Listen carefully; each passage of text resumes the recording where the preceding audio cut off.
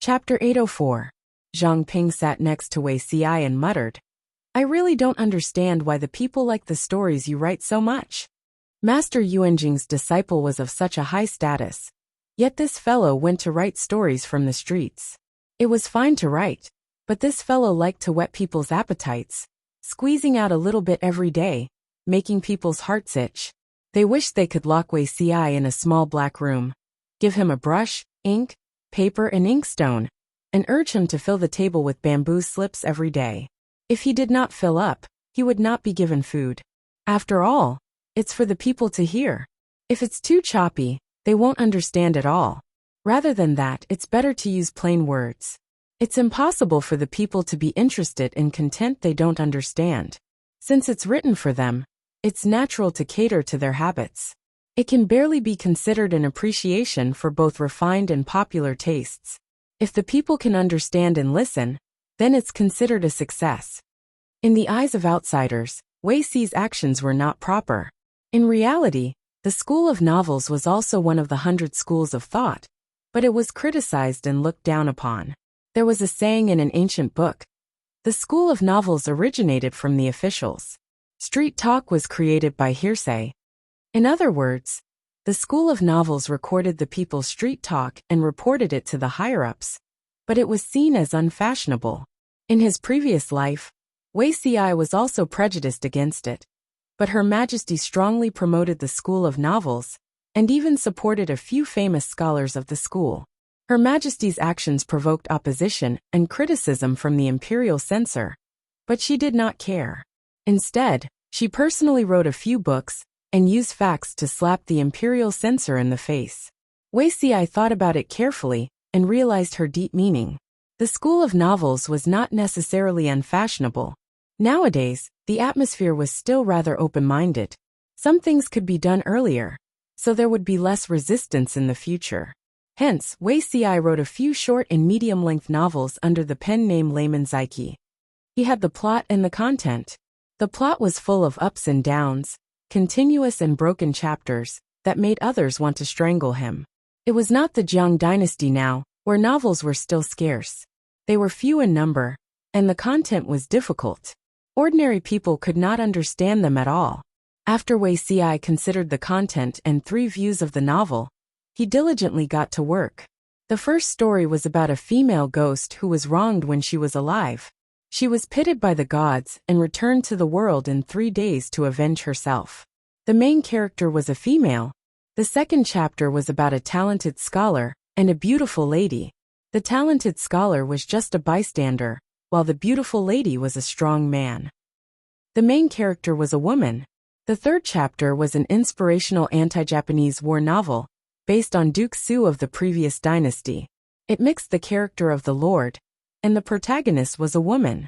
Then, the commoners unanimously believed that Layman Zaiki was definitely a cute girl. Wei Ci, what was wrong?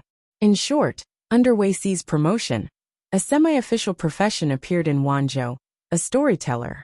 Why was it a semi-official profession? This was because a storyteller could only have the right to tell stories in the taverns and tea-houses in Wanzhou if they had the permission and stamp of the prefecture government.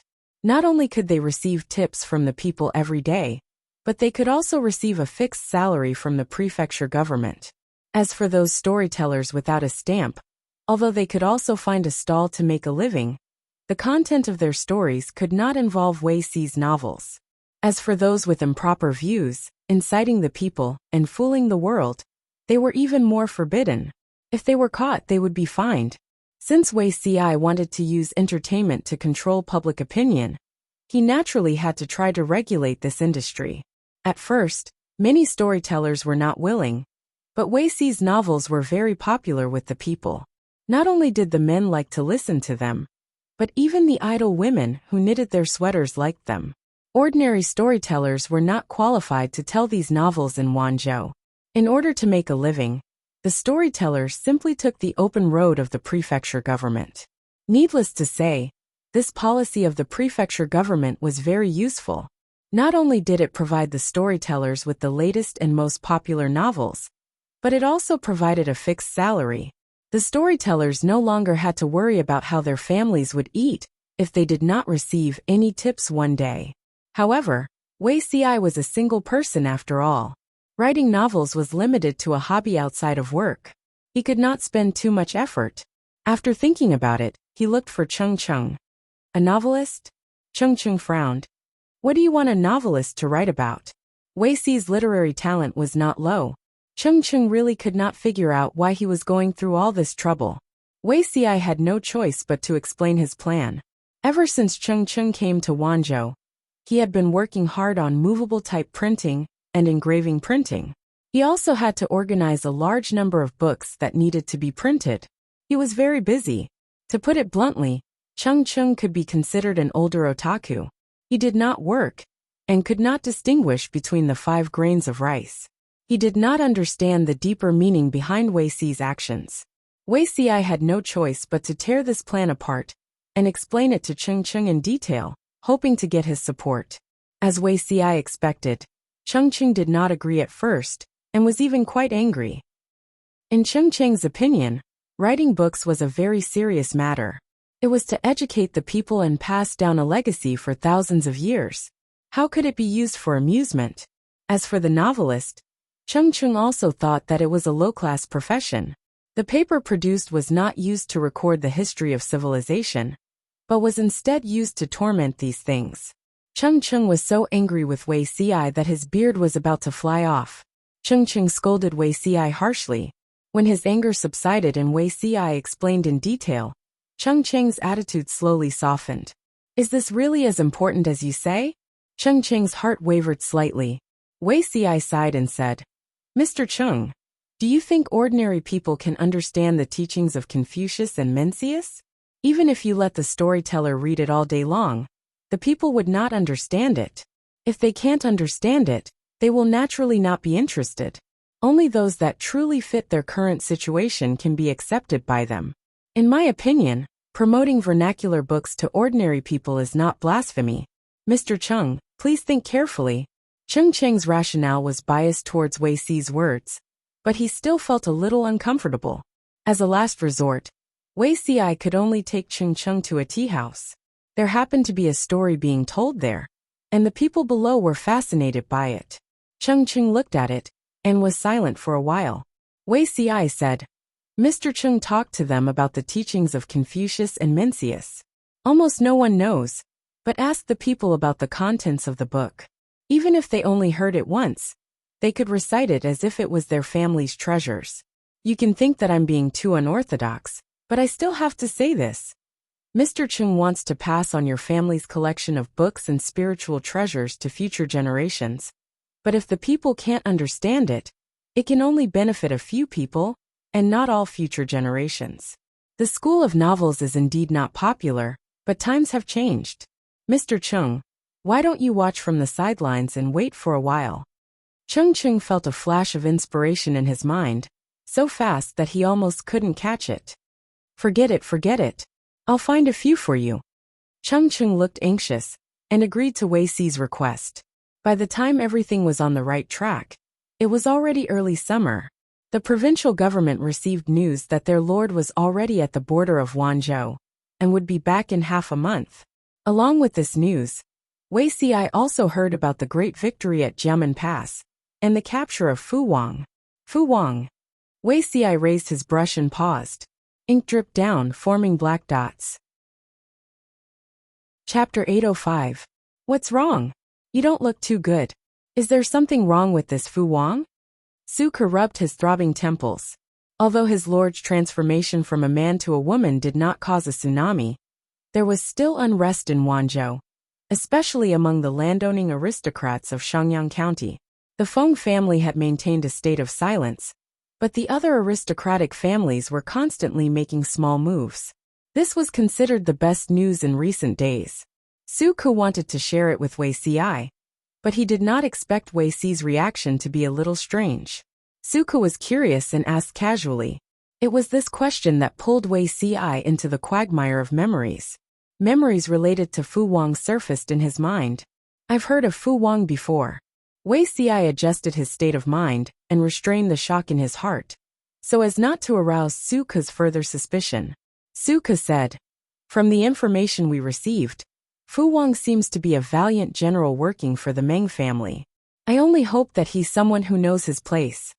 The Lord was a woman, so it was inevitable that she would bring some trouble. At this time, the internal department had to be more united and harmonious, and there could not be any different voices. Recently, Su Ke and the others have been worrying about it. The situation in Fengyi County and Qingda County weren't too bad. The former was where Jiang Pengji had established her power, and her foundation was the most stable. The latter had been devastated by the Red Lotus group, and didn't have any troublesome local bullies. Among the 3 counties in Wanzhou, Shangyang County had the least control. In order to completely unify the forces in Wanzhou, they could only think of ways to suppress the aristocratic families of Shangyang County, either by roping them in, alienating them, or making them unable to unite. As long as these people couldn't gather together and unite as one, these clowns wouldn't be able to do anything. At this time, Su Ke was most worried about internal unity. Wei Xi had given him a reassuring pill, which made Su Ke feel more at ease. He said, Fu Wang first served Fu Yang, and then he defected to the Meng family. In just a few years, he became the Meng family's most trusted general with his powerful martial strength. However, the Meng family was rather interesting. On one hand, they relied on Fu Wang, but on the other, they tried to rope him in and suppress him. It was quite a contradiction. With our Lord's magnanimity, she will definitely be able to take him in. As for Fu Wang's temperament, there's a little problem, but it's not a big deal. Hearing Wei Xi's words, Su Ke instantly felt much more at ease. As long as he wasn't a troublemaker who didn't fit in with the group, he wasn't worried. Su Ke then asked, what's wrong with this person? After all, they would be new colleagues in the future. It would be easier to get to know them in advance. Wei Xi lowered his eyes slightly, his thick and long eyelashes casting 2 exquisite shadows. He smiled and said, Fu Wang's biggest problem is that he is fickle. Su Ke exclaimed in surprise. What did she mean by capricious? He thought that only women could be described as fickle. If it was applied to a man, then it meant that the man. Su Ke frowned. You're saying that this person is disloyal? If he was disloyal, how could this be considered a harmless fault? He had a good impression of Fu Wang, and did not want him to be ostracized by Su Ke because of this. It can't be considered disloyal. Xiaoyu also knows that Fu Wang is a child raised by a pack of wolves. Wolves were far more straightforward than humans. They respected and supported the strong. This was an innate instinct. Once the master is weak and the subordinate is strong, he might not be convinced. Speaking of his previous life, Fu Wang's experience was quite interesting. It could be called a model of job hopping. Fu Wang was adopted by Fu Yang at first. He was Fu Yang's right-hand man and half his son. The father-son relationship was very deep. Later, Fu Yang died of old injuries. Fu Wang brought Fu Yang's old subordinates to seek refuge with the Mengs. They still lived well. The main point was that the master of the Mengs died of malaria. The heir was a good-for-nothing. He failed miserably, and was finally abolished by Fu Wang. After Fu Wang took over the power of the Mengs, he accepted Prince Changshuo's recruitment, and became his most trusted general. However, Prince Changshuo was also a good-for-nothing. He was a blind man. Logically speaking, Prince Changshuo's camp was full of talents. There was Qiguan Rang in the literary field, and Fu Wang in the military field. Even if he could not become a powerful feudal lord, at least he would not die so tragically. However, this fellow had just gained a foothold, and was arrogant. He was surrounded by a group of sycophants. Not only did he alienate Qiguan Rang, but he also threw him into prison. He was guarded against Fu Wang, and even dreamed of taking away his military power. To his delight, Qiguan Rang ruthlessly killed his old master, and opened the city to welcome Her Majesty. As for Fu Wang, this fellow had sharp senses. He predicted danger ahead of time, and found an excuse to retreat with his troops. He sought refuge with the Next family. Do you know who the Next family is? The Next family is the Su brothers from Zhe County. The younger brother Su Fei. Did everyone think that this was the end of the job hopping? Of course not. Fu Wang first sought refuge with Su Fei. However, Su Fei was a funny man. Not only did he use his military power, his governance was also a mess. He caused the wilderness to stretch for thousands of miles, and the people had no way to live. Even when Fu Wang joined with his troops, he was still unable to turn the tables on Su Bei. In the end, he still lost. After Su Fei lost, Fu Wang accepted Su Bei's recruitment. Speaking of this, there was a small incident that had to be mentioned. Su Bei's strategist Han Yu. Yes, he was Wei Si's senior apprentice brother in name, and one of Master Yuanjing's outstanding disciples. Han Yu said, Fu Wang is a violent person with few responsibilities. He is arrogant and lacks loyalty. He is a capricious villain, and cannot be used. If it wasn't for the fact that Su Bei lacked capable subordinates at that time, Fu Wang might have been killed. Because of this dispute, Fu Wang and Han Yu had a very bad relationship, and had frequent conflicts.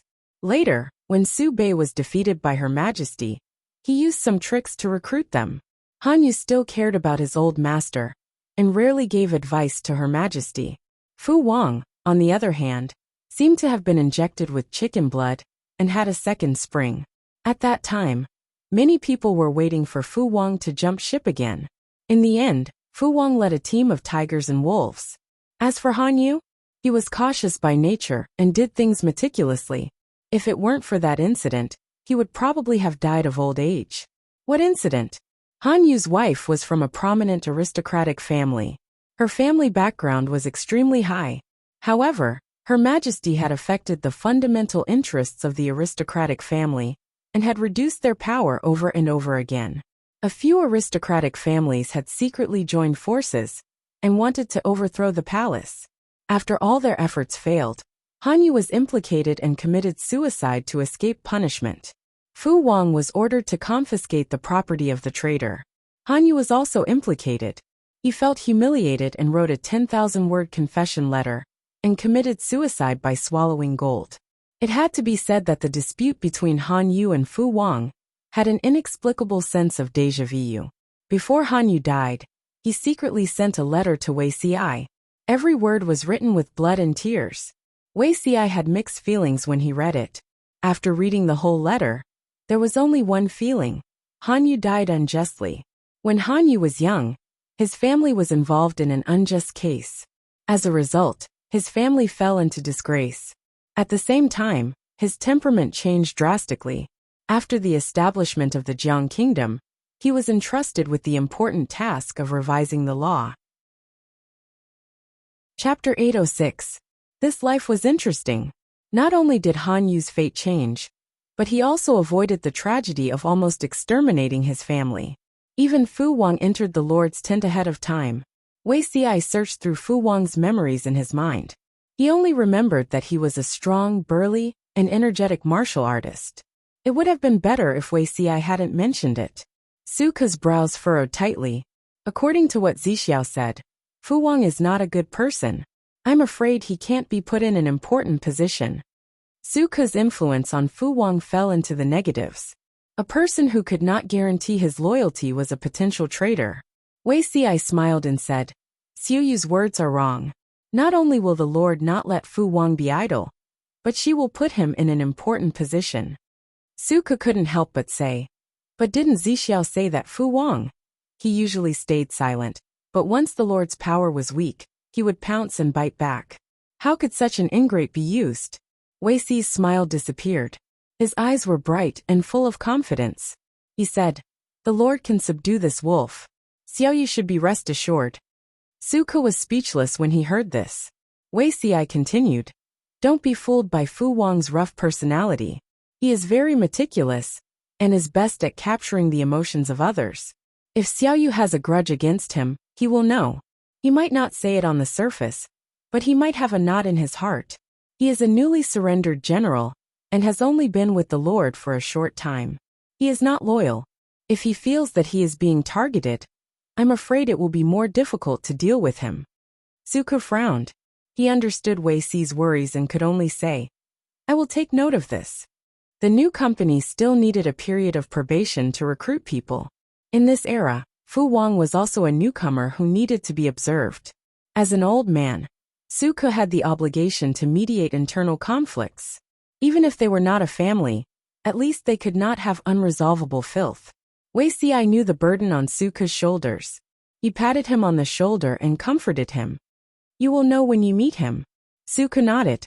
As the magistrate of Chongzhou, Lu Shi and Jiang Pingji did not take the same route to Wanzhou.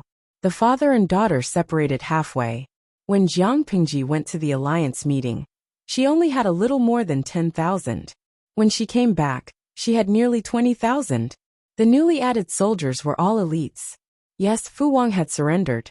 As for the details of his surrender, I won't go into too much detail. It can be summed up in a few sentences. What if a surrendered general doesn't surrender? Just a beating would do. What if a beating was still not enough? Beat him up again. Fu Wang boasted that his martial prowess was the best in the world, but he was captured by Dian Yen in his carelessness. When his injuries were more or less healed, he found out how he had knelt down. He had mistakenly ingested a large amount of sleeping grass. Fu Wang scratched his ears and cheeks, unable to figure out how he had mistakenly ingested sleeping grass, to the point of making a mistake on the battlefield. Sleeping grass did not grow anywhere. Most of them grew in the Zhangzhou grasslands, and were rarely seen in other places. In other words, the origin of the sleeping grass that Fu Wang ate was very suspicious. Adhering to the principle that even if he were to die, he had to die knowing the truth, Fu Wang went to find out the truth. However, the truth was too cruel. After he found out, he was dumbfounded. Lust is like a knife above your head. Jiang Pingji mocked mercilessly. She used her body and spirit to attack Fu Wang. With this lesson, Fu Wang probably wouldn't dare to have any romantic affairs while marching in the army. In fact, if Fu Wang hadn't been too arrogant and believed that he would definitely win this round, he wouldn't have fallen for Huijuan's honey trap. Fu Wang felt that he needed some time alone.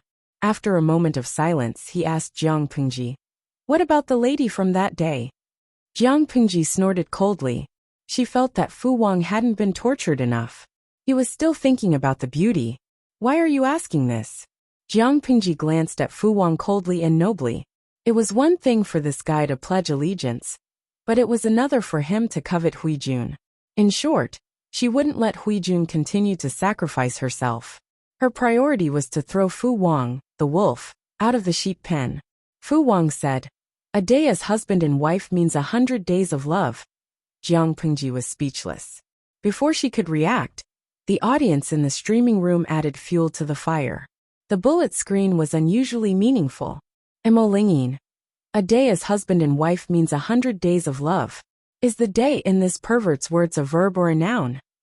Late obsessive-compulsive disorder. Whether it's a verb or a noun, this wolf wants to covet this lady. I can't tolerate it. Continue to beat him. Juyueshinga. I absolutely can't tolerate it. Jiang Pingji took a deep breath. She looked at Fu Wang and called him by his surname and courtesy name.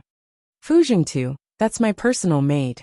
In the aristocratic families, personal maids were mostly reserved concubines of their male masters. If there were no accidents, most of them would be taken in. Fu Wang was surprised for a moment. His expression became a little ugly. He immediately slapped his forehead and said, "My lord, you're not a woman?" If Jiang Pingji was a man, her words would be a warning to Fu Wang not to covet a woman who didn't belong to him. But his lord was a woman. Fu Wang was still very upright. Only men and women could have a future. Women and women had a pure relationship. Jiang Pingji retorted, "Can you beat me? Don't talk nonsense if you can't beat me."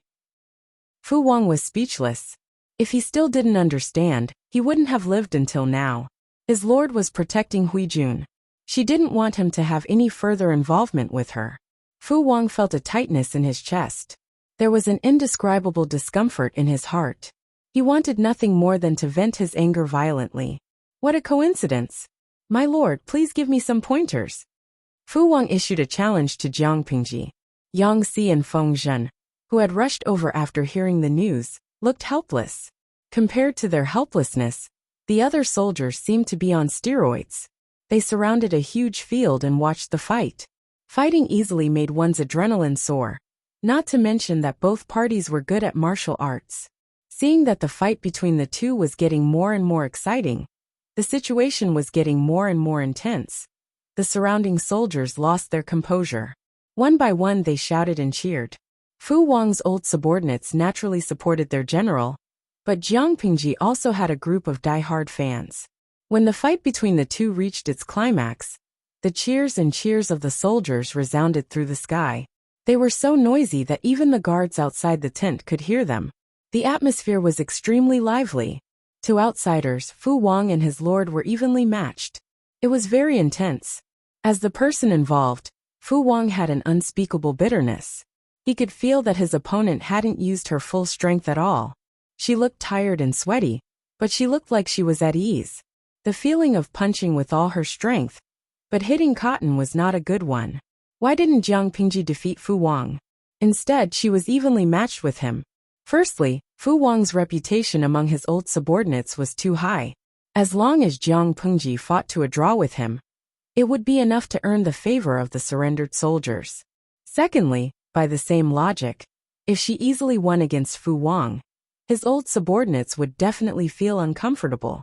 They might even reject her. The current size was just right. She could publicize Jiang Pingji's reputation and make the surrendered soldiers accept her. At the same time, she could preserve Fu Wang's reputation. Fu Wang was carelessly punched twice in the face. There was blood at the corner of his mouth, and his eyes were bruised. Huijun was embroidering children's shoes in a low-key manner in the tent. When she heard the thunderous cheers outside, she could not help but look around curiously. What happened outside? My lord and General Fu are fighting. They're fighting. Huijun rolled her eyes and asked. I heard that General Fu is brave and good at fighting. Is my lord injured? The person replied. My lord suffered some minor injuries, but it's not a big deal. Chapter 807. Am I hurt? Huijun was in a trance. When she came back to her senses, she felt a sharp pain on her fingertips. She gasped in pain. Looking down, she saw a bright red bead of blood on her fingertips. You're slightly hurt? Where are you hurt? Huijun forced herself to calm down. She put the embroidery needle and the half-finished shoes into the basket and was about to get up.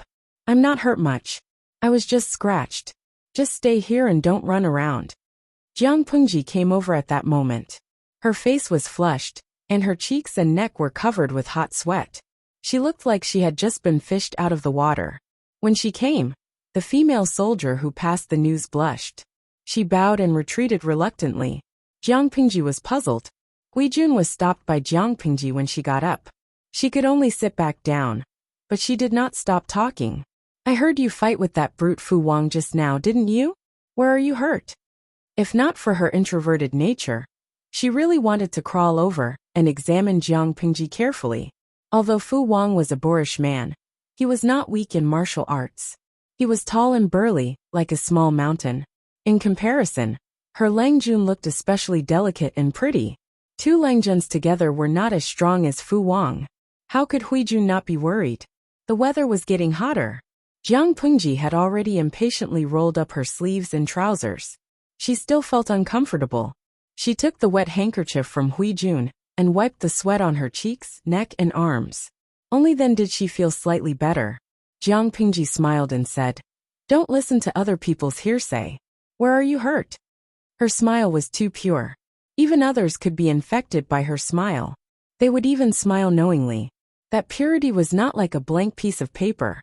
To be precise, it was the clarity of seeing through the affairs of the world. You're still denying it? Huijun looked carefully. Her sharp eyes noticed that Jiang Pingji's wrist was redder and swollen than usual. There were some finger marks. It was only because the sun was strong and her skin was tan that it was not obvious. Apply some medicine to reduce the swelling. Looking at Huijun, who turned to look for medicinal wine, Jiang Pingji did not know whether to laugh or cry, but she could only let her be. Jiang Pingji held her chin with one hand. While waiting, she glanced at the streaming room that she had ignored for a long time. Today's live broadcast room was still very lively. Jiang Pingji and Fu Wang fought with their bare fists. The audience expressed that the streaming that day was of high quality. It was a martial arts blockbuster no matter how it was edited. More importantly, they were watching from Jiang Pingji's point of view, so they had a sense of immersion. They faintly felt the thrill of transforming into a peerless master and beating up a child. What was even better was that after beating the little kid up, There was a gentle and virtuous lady by his side, who was concerned about his well-being. The viewers in the live stream were extremely envious. Why didn't they have such a gentle and virtuous lady by their side? Not to mention someone as gentle as Huijun. Even if she only had 10% of her gentleness, it would be fine. Li Wushuang. The women around me can carry a 20-liter bucket of water and climb up and down. They are definitely tough women. Lao Siji Lianmeng. I'm so envious of the streamer. I watch the live stream every day. As a man, I want to raise the lesbian flag. Shui Mo Nian Nian. I feel like gender doesn't matter in the live broadcast room. As a senior Fujoshi, I really want to throw myself into the arms of romance. Drifting with the tide, little ding ding. Hee, whether it's romance or Yuri, my streamer can do it easily. Do you believe that? Love 36 stratagems. I believe, of course I believe. My streamer is the Lord. Do you understand that she's the main attacker? Jiang Pingji could not help but sigh silently, as she watched the live stream move in a strange direction without looking back. Huijun helped her untie the cloth that was wrapped around her right hand. The ugly black mark was tightly attached to her palm, and the back of her hand, like a birthmark. She sighed and said, "The palace's secret prescription doesn't work either. It's still the same." Every time Huijun saw the black mark on Jiang Pingji's right hand, she felt the urge to have goosebumps all over her body. But Lang Jun did not care at all. Jiang Pingji said, "This isn't a suntan. The whitening powder you used naturally won't work." The black mark was the level 9 loyalty talisman. As long as the mark was still there, it could always attract the woman from another dimension. Huijun sighed and carefully applied some medicinal wine to reduce swelling on Jiang Pingji's wrist. While applying the medicine, she said, "Lang Jun, don't bother with that boorish man. He's a rough and worthless rock. It won't hurt if he bumps into it." No matter how much a rock was thrown away, it would not hurt. But if a fine scratch was added to the unparalleled beauty of the world, it would be heartbreaking. Jiang Pingji agreed verbally and looked at Huijun's lower abdomen. She said, "The conditions during the march were simple and crude. Fortunately, she was obedient." Huijun's cheeks turned red. Her appetite had been very poor these few days. Everything she ate felt disgusting and nauseous. Lang Jun told her that she really had a child in her stomach. "How long has it been? How can you be sure?" Due to the rules of the women's camp, Jiang Pingji did not want to reveal that Huijun was pregnant, so she did not hire a doctor to take Huijun's pulse. Huijun wholeheartedly agreed with Jiang Pingji's decision. Regardless of whether Huijun was a soldier of the women's camp or not, in the eyes of outsiders, Huijun was a female soldier of the women's camp. The women's camp was already very secular, and it was difficult for them to walk. If there was news that a woman in the military camp was pregnant, how could her reputation be maintained? Since she could not hire a doctor, Huijun could not be sure whether she was pregnant or not until Jiang Pingji gave her a definite answer. Jiang Pingji did not know how to take pulses, but her mental brain was strong, and she was especially sensitive to mental aura. There was another weak mental wave on Huijun's body. This was a sign of a new life. In short, you still have to be careful. Don't tire yourself out on a daily basis. Although they did not rush on their journey, marching all day was tiring. For a pregnant woman who was still in her first month of pregnancy, it was enough to be fatal. Jiang Pingji could only let Huijun ride Little White. Even the saddle, reins, and stirrups on Little White's back were modified to make it as comfortable and light as possible. It looked a little gaudy. Fortunately, Little White's temperament was gentle. It did not make a fuss and was as obedient as ever. Huijun pursed her lips shyly. A gentle smile hung on her face, as if she was enveloped in a holy light. Jiang Pingji could not help but smile knowingly when she saw it. She sincerely hoped that this would be the starting point for Huijun's brand new future. She would not be entangled in the quagmire of the past. There were still 10 days before the slight heat. Jiang Pingji finally returned to the base camp that she had not seen for half a year. Half a year had passed. Chengde County, which had been ravaged by the flames of war and destruction, slowly regained its vitality. Young people who had escaped the flames of war returned one after another, because they had caught the tail end of the spring plowing. The faces of the people there finally had a healthy blush and relaxed smile. Fengyi County was full of vitality. The wasteland that had been cultivated was already filled with crops. It was full of vitality. Farmer men and women plowed the fields while children played and frolicked. Chungan District was a small district that had been tried out in the first year of the method of stationing the fields. Now it had taken on a new look. Farming could be seen everywhere. Chapter 808. Weixi's governance was indeed very good. The originally vague method of stationing land became a reality step by step under his arrangements. Based on the amount of land that had been reclaimed, if God gave them some face this autumn, not only would the food shortage in Wanzhou be completely solved, but there would also be enough surplus to support Jiang Pingji's army in 2 years of war. They would no longer have to scrimp on food and clothing, and the people would no longer have to starve to death. As for Shangyang County, one of the 3 counties in Wanzhou, there was now a new atmosphere. Su Ku and the others were also smart. While they restrained the local gentry in Shangyang County, they also thought of ways to win over the people and win their hearts. No matter how capable the gentry were, once they lost the power of public opinion, the right to speak, and the strength of their armed forces, they were just tigers without teeth.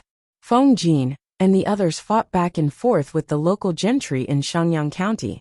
Although they did not bleed or get hurt, they were tired and their heads hurt. What was gratifying was that Jiang Pingji had become the official magistrate of Wanzhou.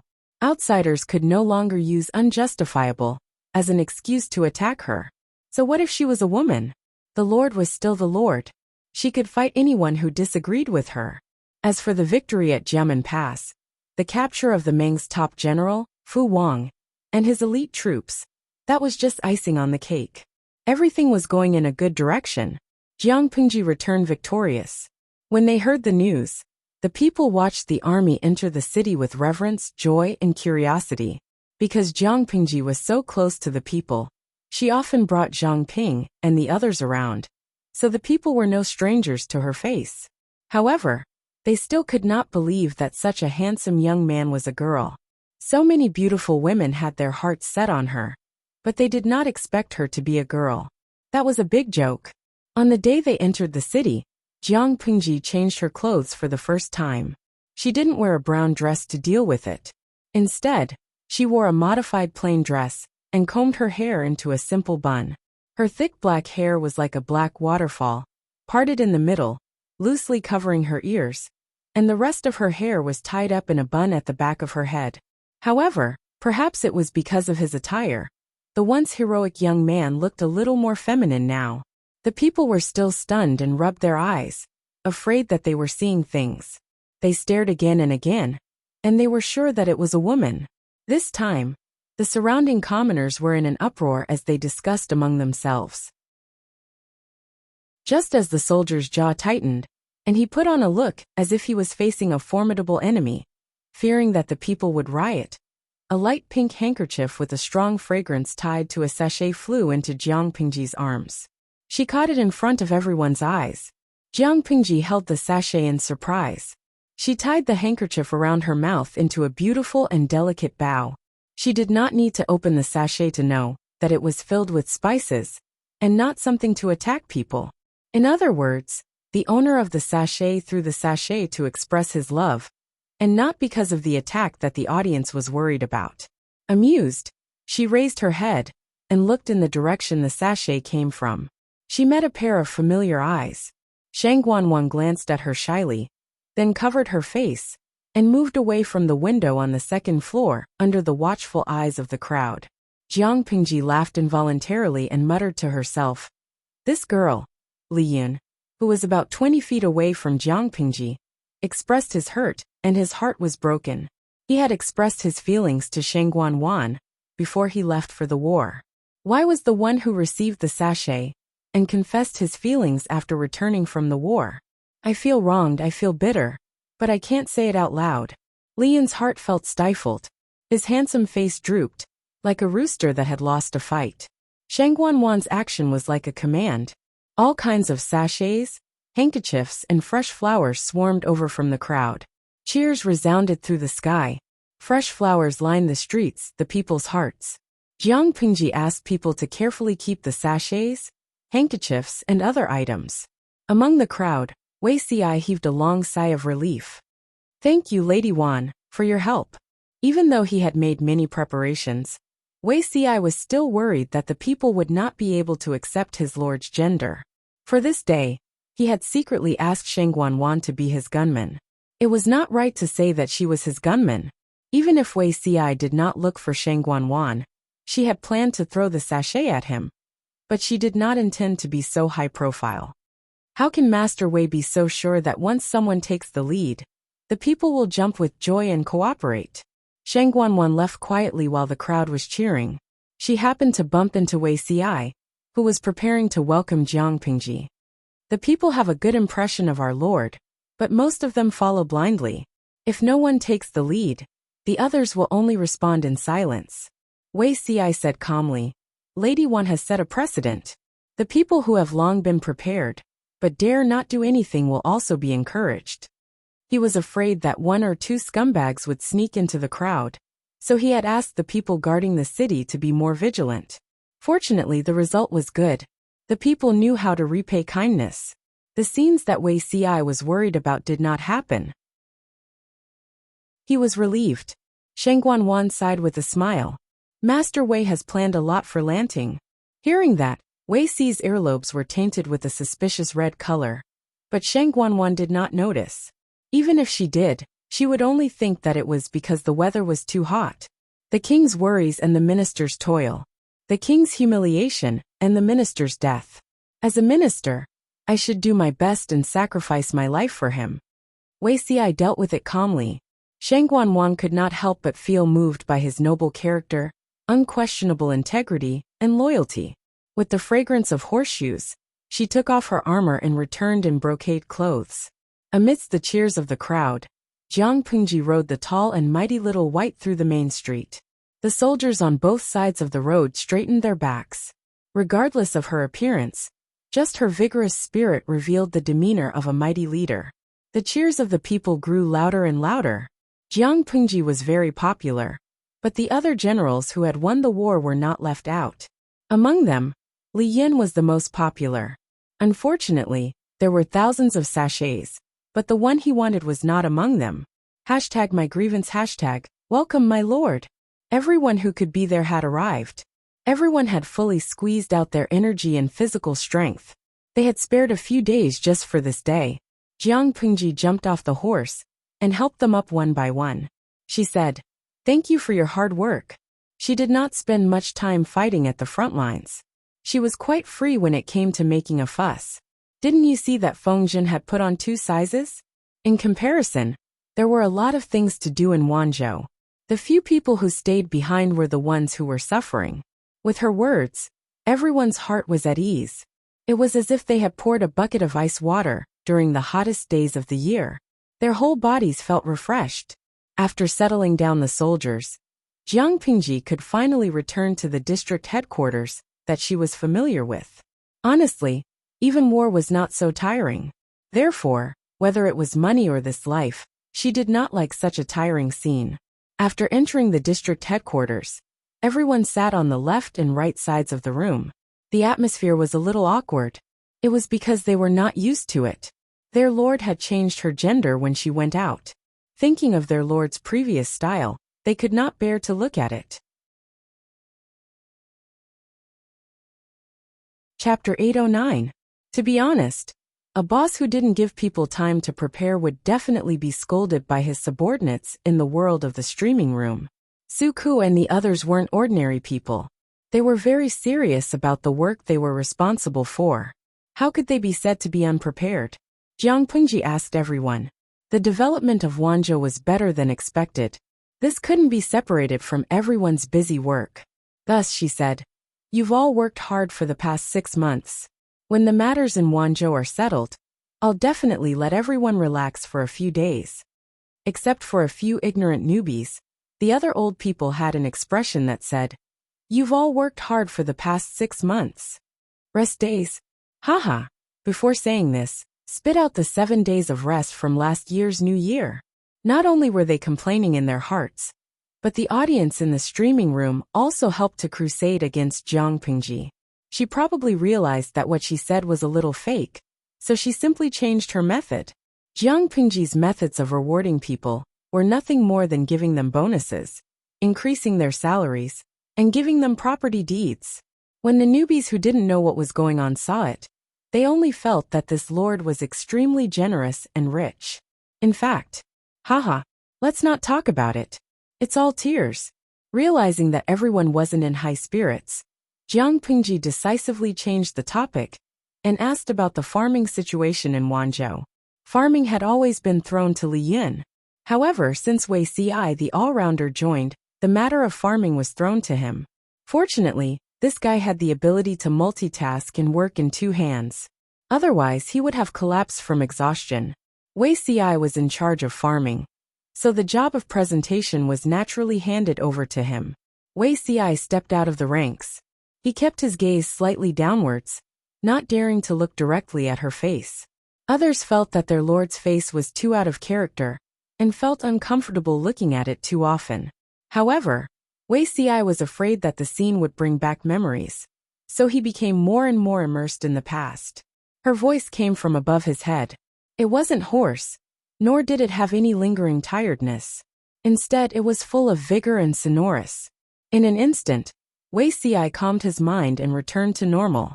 His tone was calm as he truthfully reported the situation in the 3 counties and 9 districts of Wanzhou. He even made a rough estimate of the rice for the autumn harvest. Only old farmers who had farmed for many years could accumulate rich experience over the years and have a certain estimate of the harvest. It was evident how much effort Wei Ci had put into the matter of farming. Jiang Pingji said, "Zixiao, you've worked hard." The words stabilize Wanzhou seemed light and airy, but they were actually extremely heavy. That was because this was not something that could be settled by destroying the Tsingyi army or the Red Lotus group. Compared to the main factor, whether it was the Tsingyi army or the Red Lotus group, they could only be classified as secondary factors. The foundation of stabilizing Wanzhou was to reduce the number of refugees.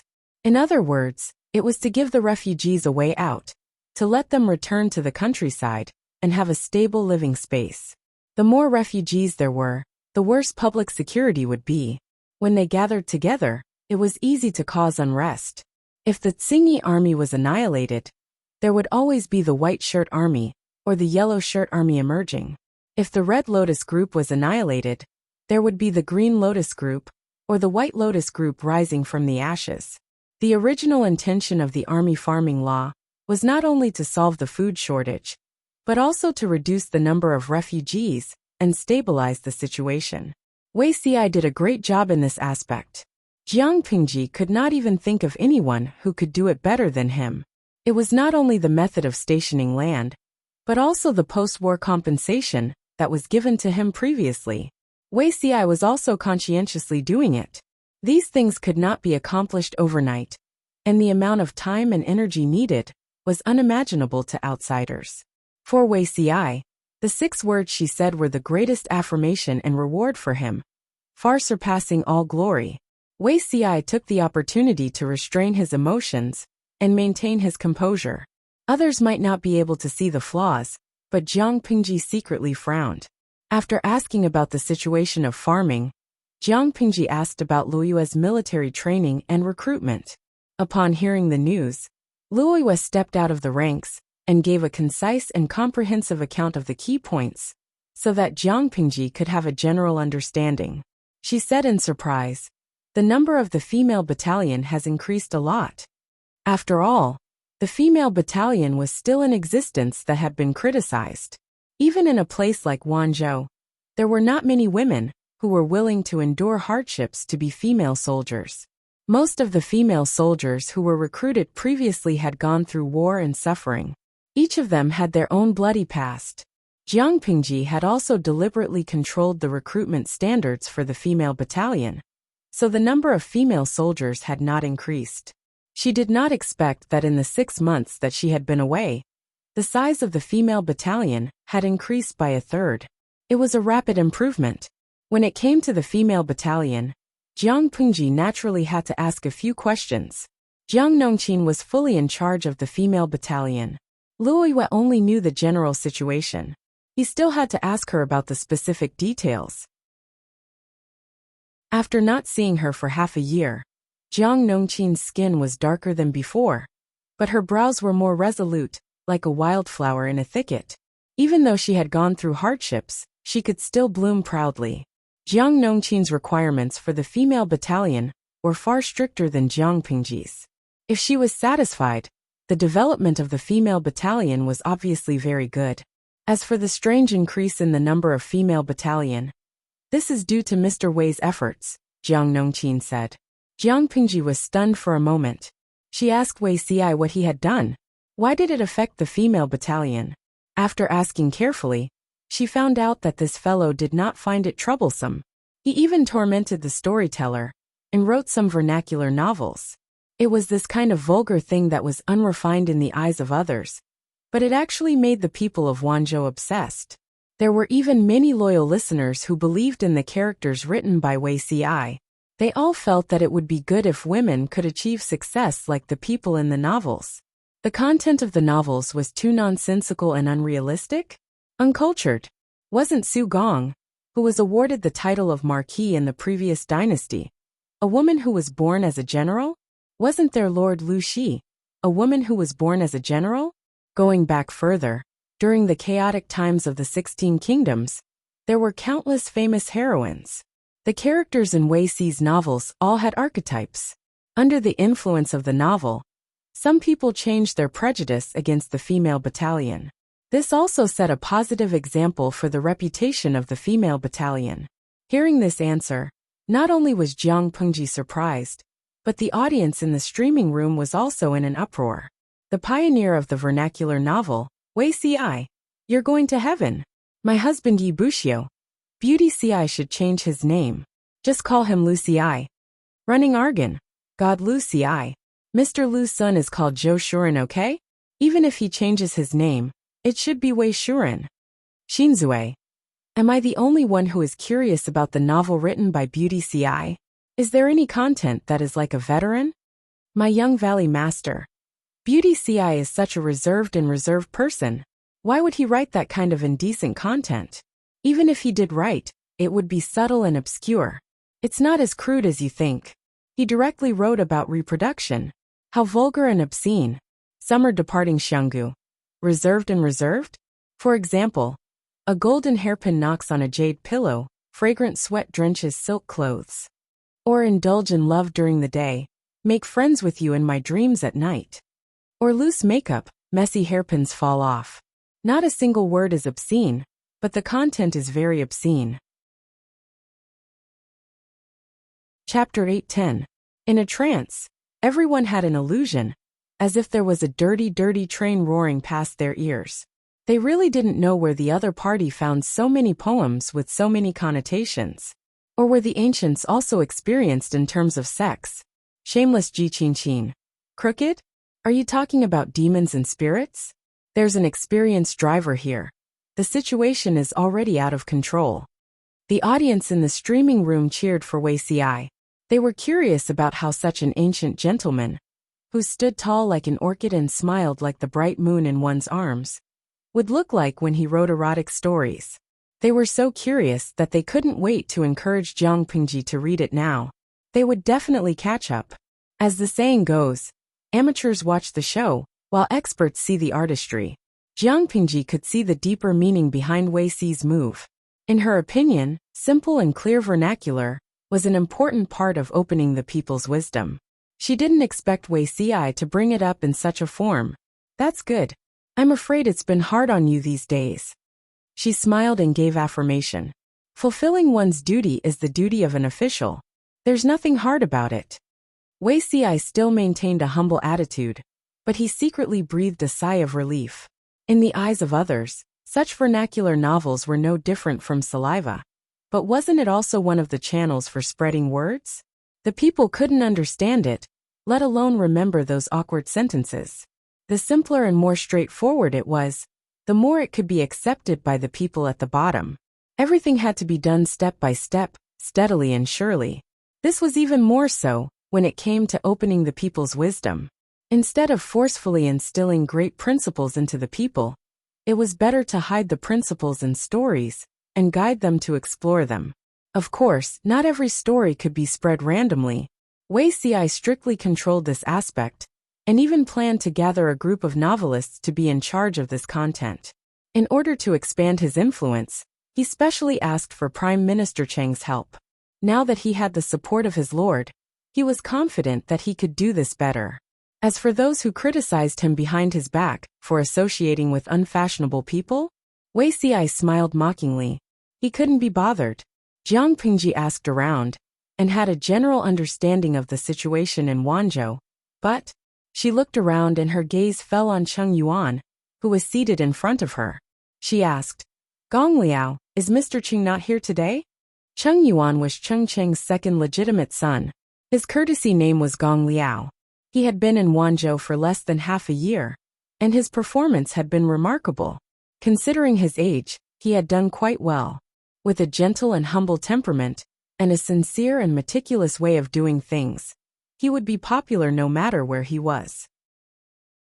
Cheng Yuan replied, "My father caught a cold last night.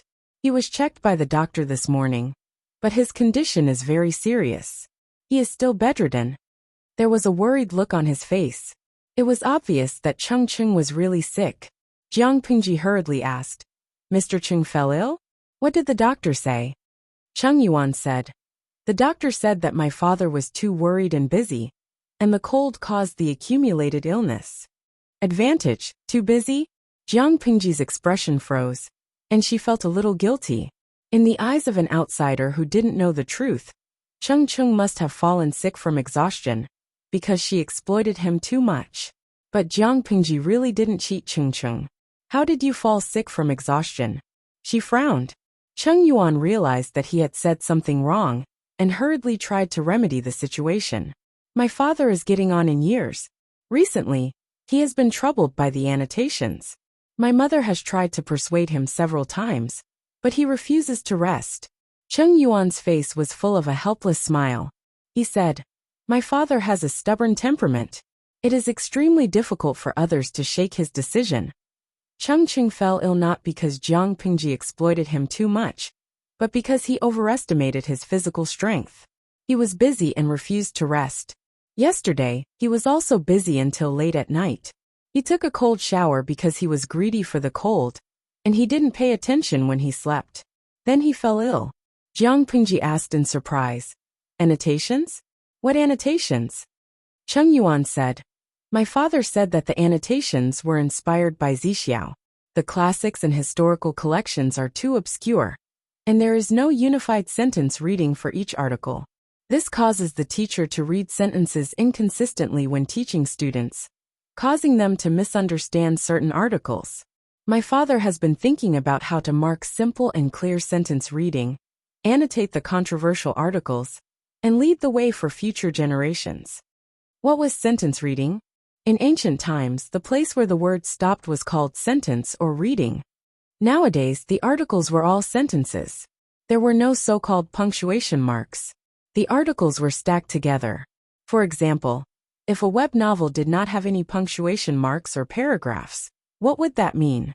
Many sentences were passed from teacher to student. It was inevitable that there would be errors in the process of transmission. Some teachers even cherished their own knowledge and did not even bother to teach the students the correct sentence reading. It was really shocking. Cheng Cheng had been worrying about this matter for the past few days. Wuxi's vernacular words gave him some inspiration. Hard-tongued classical Chinese would cause people to have different understandings of the same sentence, and thus lead to wrong interpretations. What about the most straightforward vernacular words? It could not be that there would be people who would chew on the words, take them out of context, and pass on the wrong understanding everywhere, right? If this annotation could be done well, the difficulty of students studying in the future would be greatly reduced, and many unnecessary misunderstandings would be avoided. However, there was no first place in literature, and no second place in martial arts. The same article could be interpreted differently by different people. Cheng Cheng alone was not qualified to annotate all the books in the world. Even if he worked hard to do it, would others admit it? This was a difficult problem, and it worried Chung Chung. Another difficult problem was sentence reading. He planned to use symbols with a certain meaning to break sentences. But sentence reading could not be decided by one person's opinion. The same sentence with different sentences had completely different meanings. Chung Chung still had a lot of things to worry about. Under so much pressure, would Chung Chung fall ill? Whether it was sentence reading or annotation, any one of them could cause the scholars in the world to criticize him. To put it bluntly, who was Chung Chung? What right did he have to call himself the world's teacher? Yes, if these two things were really done, Chung Chung would definitely leave his name in history. To put it bluntly, all the students who benefited from him would regard him as a half-teacher. Jiang Pingji saw the internal trouble at a glance. She said, "This matter is indeed tricky. I'm afraid it will be difficult for you to do it alone. Why don't you wait for the situation in the north of Dongqing to stabilize before you publish the literature examination and invite the scholars in the world to participate in the grand event?" Cheng Yuan sighed. He and Jiang Pingji had the same opinion, but his father was too stubborn and would not turn back until he hit a brick wall. Only when the Lord's power was stronger would Cheng Cheng's words carry more weight, and he would encounter less resistance. He planned to persuade Cheng Cheng after his condition improved. This kind of thing was very likely to cause the world's scholars to criticize him. It was better to be cautious. By the time Jiang Pingji finished her work, the orange sun had gradually sunk into the horizon. Chapter 8:11. It was a celebration feast, but it was more like a welcoming feast. Today's main character wasn't Jiang Pingji, but the three newbies who had just joined the group. After Feng Jin and the others secretly observed them, they were quite satisfied with the other two, except for Fu Wang. Shi Kuang was originally a centurion under Yang Tao's command, but because of his inconvenient legs and ugly appearance, he had never been put in an important position. Because of these experiences, Shi Kuang had a quiet personality and didn't easily talk to people. He looked like a pragmatic person who didn't cause trouble. The forces in Wanzhou today needed people like him, who lived a lot and talked little. At least they wouldn't cause trouble and easily get involved with people. Xiao Guang had originally worked under Su Pei's command, but because his presence was weak and his background wasn't good, he hadn't been put in an important position for many years. Compared to Qi Kuang, Xiao Guang was quite talkative and tactful. No matter what others said, he could respond. Plus, he was recommended by Feng Zhen, so everyone had a good impression of Xiao Guang. Even if they didn't trust Xiao Guang, they had to trust Feng Zhen, right? The only one who didn't fit in was Fu Wang. He looked like a lone wolf that had left the group, and there was an indescribable arrogance in his eyes. It wasn't that they didn't want to interact with Fu Wang. It was because he was too cold and full of killing intent. The only thing missing was the words "strangers do not approach" written on his face. Among everyone present, the only one who had some friendship with Fu Wang and was naturally kind to him was Meng Han. "General Fu, it's so boring to drink alone. Let me toast you. Thank you for your advice back then." Meng Han sighed in his heart and turned to toast Fu Wang, who was sitting next to him. Fu Wang was 5 or 6 years younger than Meng Han, but his qualifications and achievements were far higher than Meng Han's. It was only right for the latter to be modest. "You and I are of the same generation, so there's no need to be modest." Fu Wang glanced sideways and saw the kind smile on Meng Han's face. The unhappiness in his heart mostly dissipated.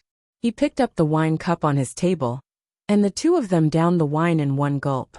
Meng Han wanted to sound out Fu Wang. It wasn't that he was gossipy, but he wanted to use this opportunity to help Fu Wang integrate into Wanzhou as soon as possible.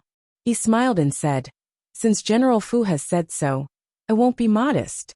If we can be friends of the same generation, of course, I'd be more than happy."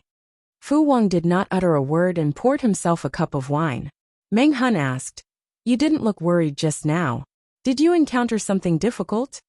Fu Wang said with slight disappointment, "Since it's a celebratory banquet, there's no singing and dancing to liven things up, and there's no music to warm things up. It's really boring." Hearing this, Meng Han smiled awkwardly but politely. "Singing and dancing? His lord was too stingy. She didn't pay for dancers and singers at all. She wanted to see the content of the performances at the banquet. All right, I'll go prepare it myself. Thinking of his lord's conduct, Meng Hun felt powerless. He couldn't help but lower his voice and complain. I'm afraid it's impossible for General Fu to watch singing and dancing.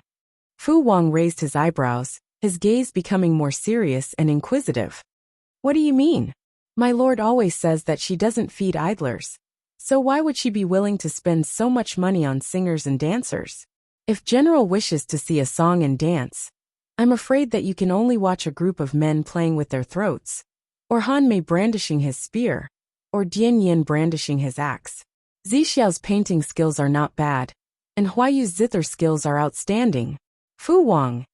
If Fu Wang's inner voice could be translated into subtitles, it would probably be. He felt that he had entered an abnormal group of crazy demons. She could even skip singing and dancing, and she even asked her subordinates to prepare their own entertainment programs. Such a lord would be doomed sooner or later. Fu Wang suddenly remembered that Meng Hun had been with Jiang Pingji for a long time, dating back to when Jiang Pingji was still an ordinary scholar. His attitude changed because of this, and he became closer to Meng Hun. There's something I want to ask you in private. Fu Wang approached Meng Hun and lowered his voice. The surroundings were filled with the noise of drinking, and laughter. His and Meng Hun's movements were inconspicuous. Meng Hun suddenly became more spirited. He said, General, you don't have to be so polite. As long as it's something I know, I won't hide it from you. Fu Wang thought about it and asked a little embarrassedly, Do you know how many maids the Lord has? Meng Hun. He had been mysterious for so long just to ask such a question. Meng Hun coughed lightly and thought carefully. He was afraid that Fu Wang had taken a fancy to the maids around his lord. If that was the case, it would be difficult. Thus, he said with some uncertainty, I remember there are only 3, right? Which 3? Fu Wang perked up and his eyes lit up. Meng Hun's heart sank. He hesitated and said, One is Lady Nongqin. Look, she's the one at the banquet. One is Xiaoyu's wife, Xuanmei. However, Xiaoyu's wife is still in Hejing County and hasn't come. The other is Lady Takshu. She's the steward of the Lord's inner court. Did Fu Wang take a fancy to one of them? There's no Lady Hui? Fu Wang almost couldn't wrap his head around it. Wasn't Hui Jun the Lord's maid? Meng Hun was surprised. Lady Hui? I'm not sure about Lady Hui's situation. She only appeared by the Lord's side after the imperial city of Qinzhou. It's hard to say whether she's the Lord's maid or not. But looking at the Lord's attitude, I'm afraid he values Lady Hui a lot. Huijuan's existence had always been mysterious. Meng Hun had known of her existence a long time ago, but he had only really met her after the rescue of the emperor. He used this to send a hint to Fu Wang. As long as the Lord valued someone, the subordinates should not have the slightest bit of covetousness. Even if their lord was female, this rule would still apply. Fu Wang asked, Do you know where Lady Hui is now? Meng Hun felt the hairs on his back stand up. He laughed dryly and probed, General, have you taken a fancy to Lady Hui? Fu Wang said calmly, Of course not. I'm just curious. Meng Hun secretly heaved a sigh of relief. He didn't want Fu Wang to fall because of a woman. No matter how he looked at it, if he had a conflict with the Lord because of Lady Hui, he would be looking for trouble for himself. At the banquet, Wei Ci seemed to be chatting and laughing with Feng Jin, but his attention was on Jiang Pingji. Feng Jin saw that he was absent-minded and followed Wei Ci's line of sight. He suddenly raised his eyebrows, and there was some interest in his eyes. Zixiao, why are you looking at the Lord like that? Feng Jin's sudden question scared Wei Ci so much that his fingers paused. The wooden chopsticks in his hand hit the edge of the bowl, making a crisp sound. Huayu, you scared me. Wei Ci put down the wooden chopsticks with a normal expression and said, I'm just curious. Curious about what? Feng Jin was puzzled. The Lord has been staring at General Fu since just now. Her gaze is a little unfriendly. I don't know what General Fu and Captain Meng said to make the Lord so unhappy. Wei Ci said gently. These two are also slow. They didn't even notice that the Lord has already noticed them. Feng Jin's gaze fell on Jiang Pingji, and then followed her line of sight to Fu Wang and Meng Hun. The main hall of the banquet was not small. No matter how much Feng Jin concentrated, he couldn't hear the conversation between Meng Hun and the others. How do you know that the Lord heard what they said? Maybe she felt that the two of them were putting their arms around each other's shoulders. So she used her gaze to warn them? Wei Xi smiled and said, "The Lord has excellent hearing." They thought that they were speaking softly, but the Lord definitely heard them. Chapter 8:12. Feng Jin was strangely silent for a moment and asked, "How good is it?" Wei Xi said with a smile, "Let General Fu and Captain Ming whisper at the door. My lord can hear them clearly." Feng Jin was speechless. At that moment, Feng Jin looked at Meng Hun and Wei Xi with some sympathy. They thought they were whispering, and no one else heard them. But they didn't know that their lord heard them all. Should we remind them? If we let them talk like that, it's hard to guarantee that they won't say something wrong after drinking. If something happened at the celebration banquet, they might be used by someone with ulterior motives. Wei Xi also lowered his voice. "Of course, leave this matter to me." Feng Jin inadvertently looked up and happened to meet Jiang Pingji's gaze. He was so scared that he almost threw the wine cup in his hand. According to Wei Xi, the Lord had excellent hearing. She could hear Meng Hun and Wei Xi's whispering, so naturally, she could also hear his conversation with Wei Xi.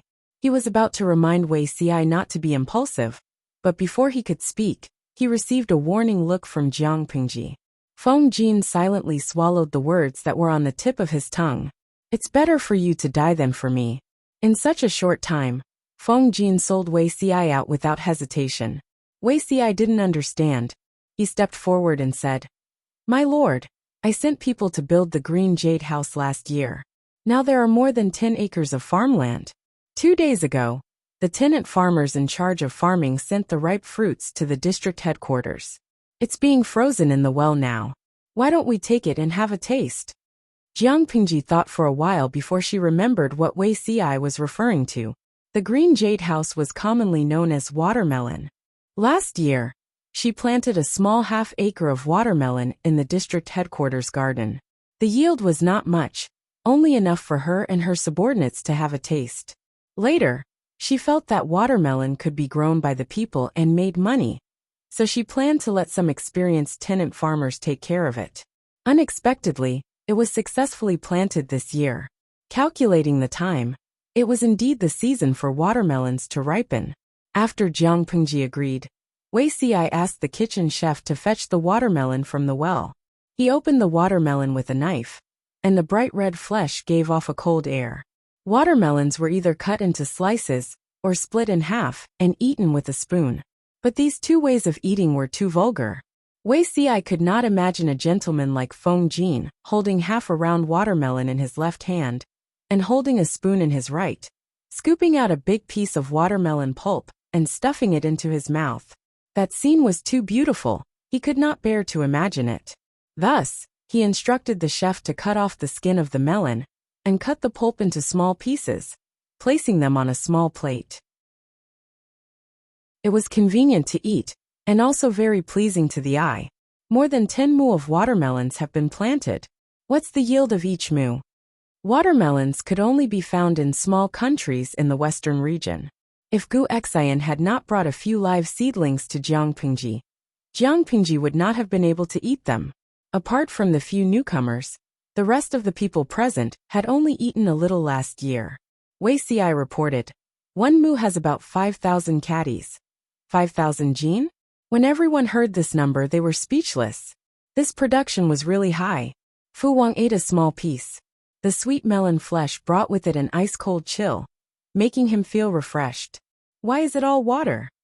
Looking at the pieces of melon flesh, he thought that it was like an ordinary fruit. Who knew that when he bit into it, it was all juice? But the fruit was quite delicious, and he finished a plate in a short while. Watermelons are like this. They quench thirst and relieve heat in summer. Jiang Pingji was quite satisfied with the yield of watermelons per mu. With the current agricultural methods, it was considered a bumper harvest to be able to produce 5,000 caddies per mu. If she turned on the live stream, the audience would agree with her idea. In the world of the live stream audience, The yield per mu was about 7,000 to 10,000, depending on the type of watermelon. Jiang Pingji asked again. Tenant farmers have been planting for a year, so they should have some experience. If we plant the watermelons for the people, can they grow them? Watermelons had a high yield, were delicious and were rare. There should be a market for them. If the people were to plant some, they would definitely benefit a lot. The premise for large-scale planting was that this thing could not be pretentious. Otherwise, if the people responded to the call to plant watermelons, but because of their lack of experience, the watermelons would all die, wouldn't it be a huge loss? Wei Ci responded smoothly, as if he had already expected this question from Jiang Pingji. He replied seriously, tenant farmers have been taking care of it for a year, so they have some experience. This thing likes to be dry and not wet. It likes sandy soil more than clay. If the weather is cloudy and the fields are too wet, the watermelon seedlings are prone to diseases. It might even affect the yield when it matures. Jiang Pingji ate the watermelon while thinking, let's talk about this in detail tomorrow. She already had a general plan in mind. She planned to discuss it in detail with a few subordinates the next day and sort out a plan. It was a celebratory feast, so it was not suitable to talk about such serious matters. Because Jiang Pingji did not like noise, the crowd did not play for too long, so the celebratory feast ended earlier.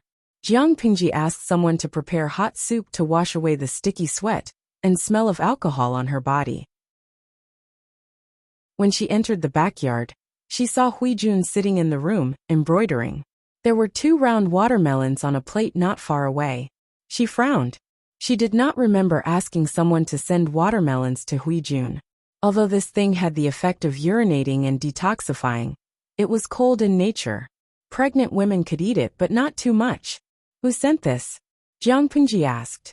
When Huijun saw Jiang Pingji coming over, she stood up and bowed. Then she asked doubtfully, didn't you send this? Jiang Pingji did not comment. She called the servants over and found out who had sent it. After the celebratory feast ended, she gave everyone an extra 2 watermelons. There were too few watermelons at the feast, so they could not eat to their heart's content. The 2 watermelons on Huijun's side were a gift from Fu Wang. He really knows how to present Buddha with borrowed flowers.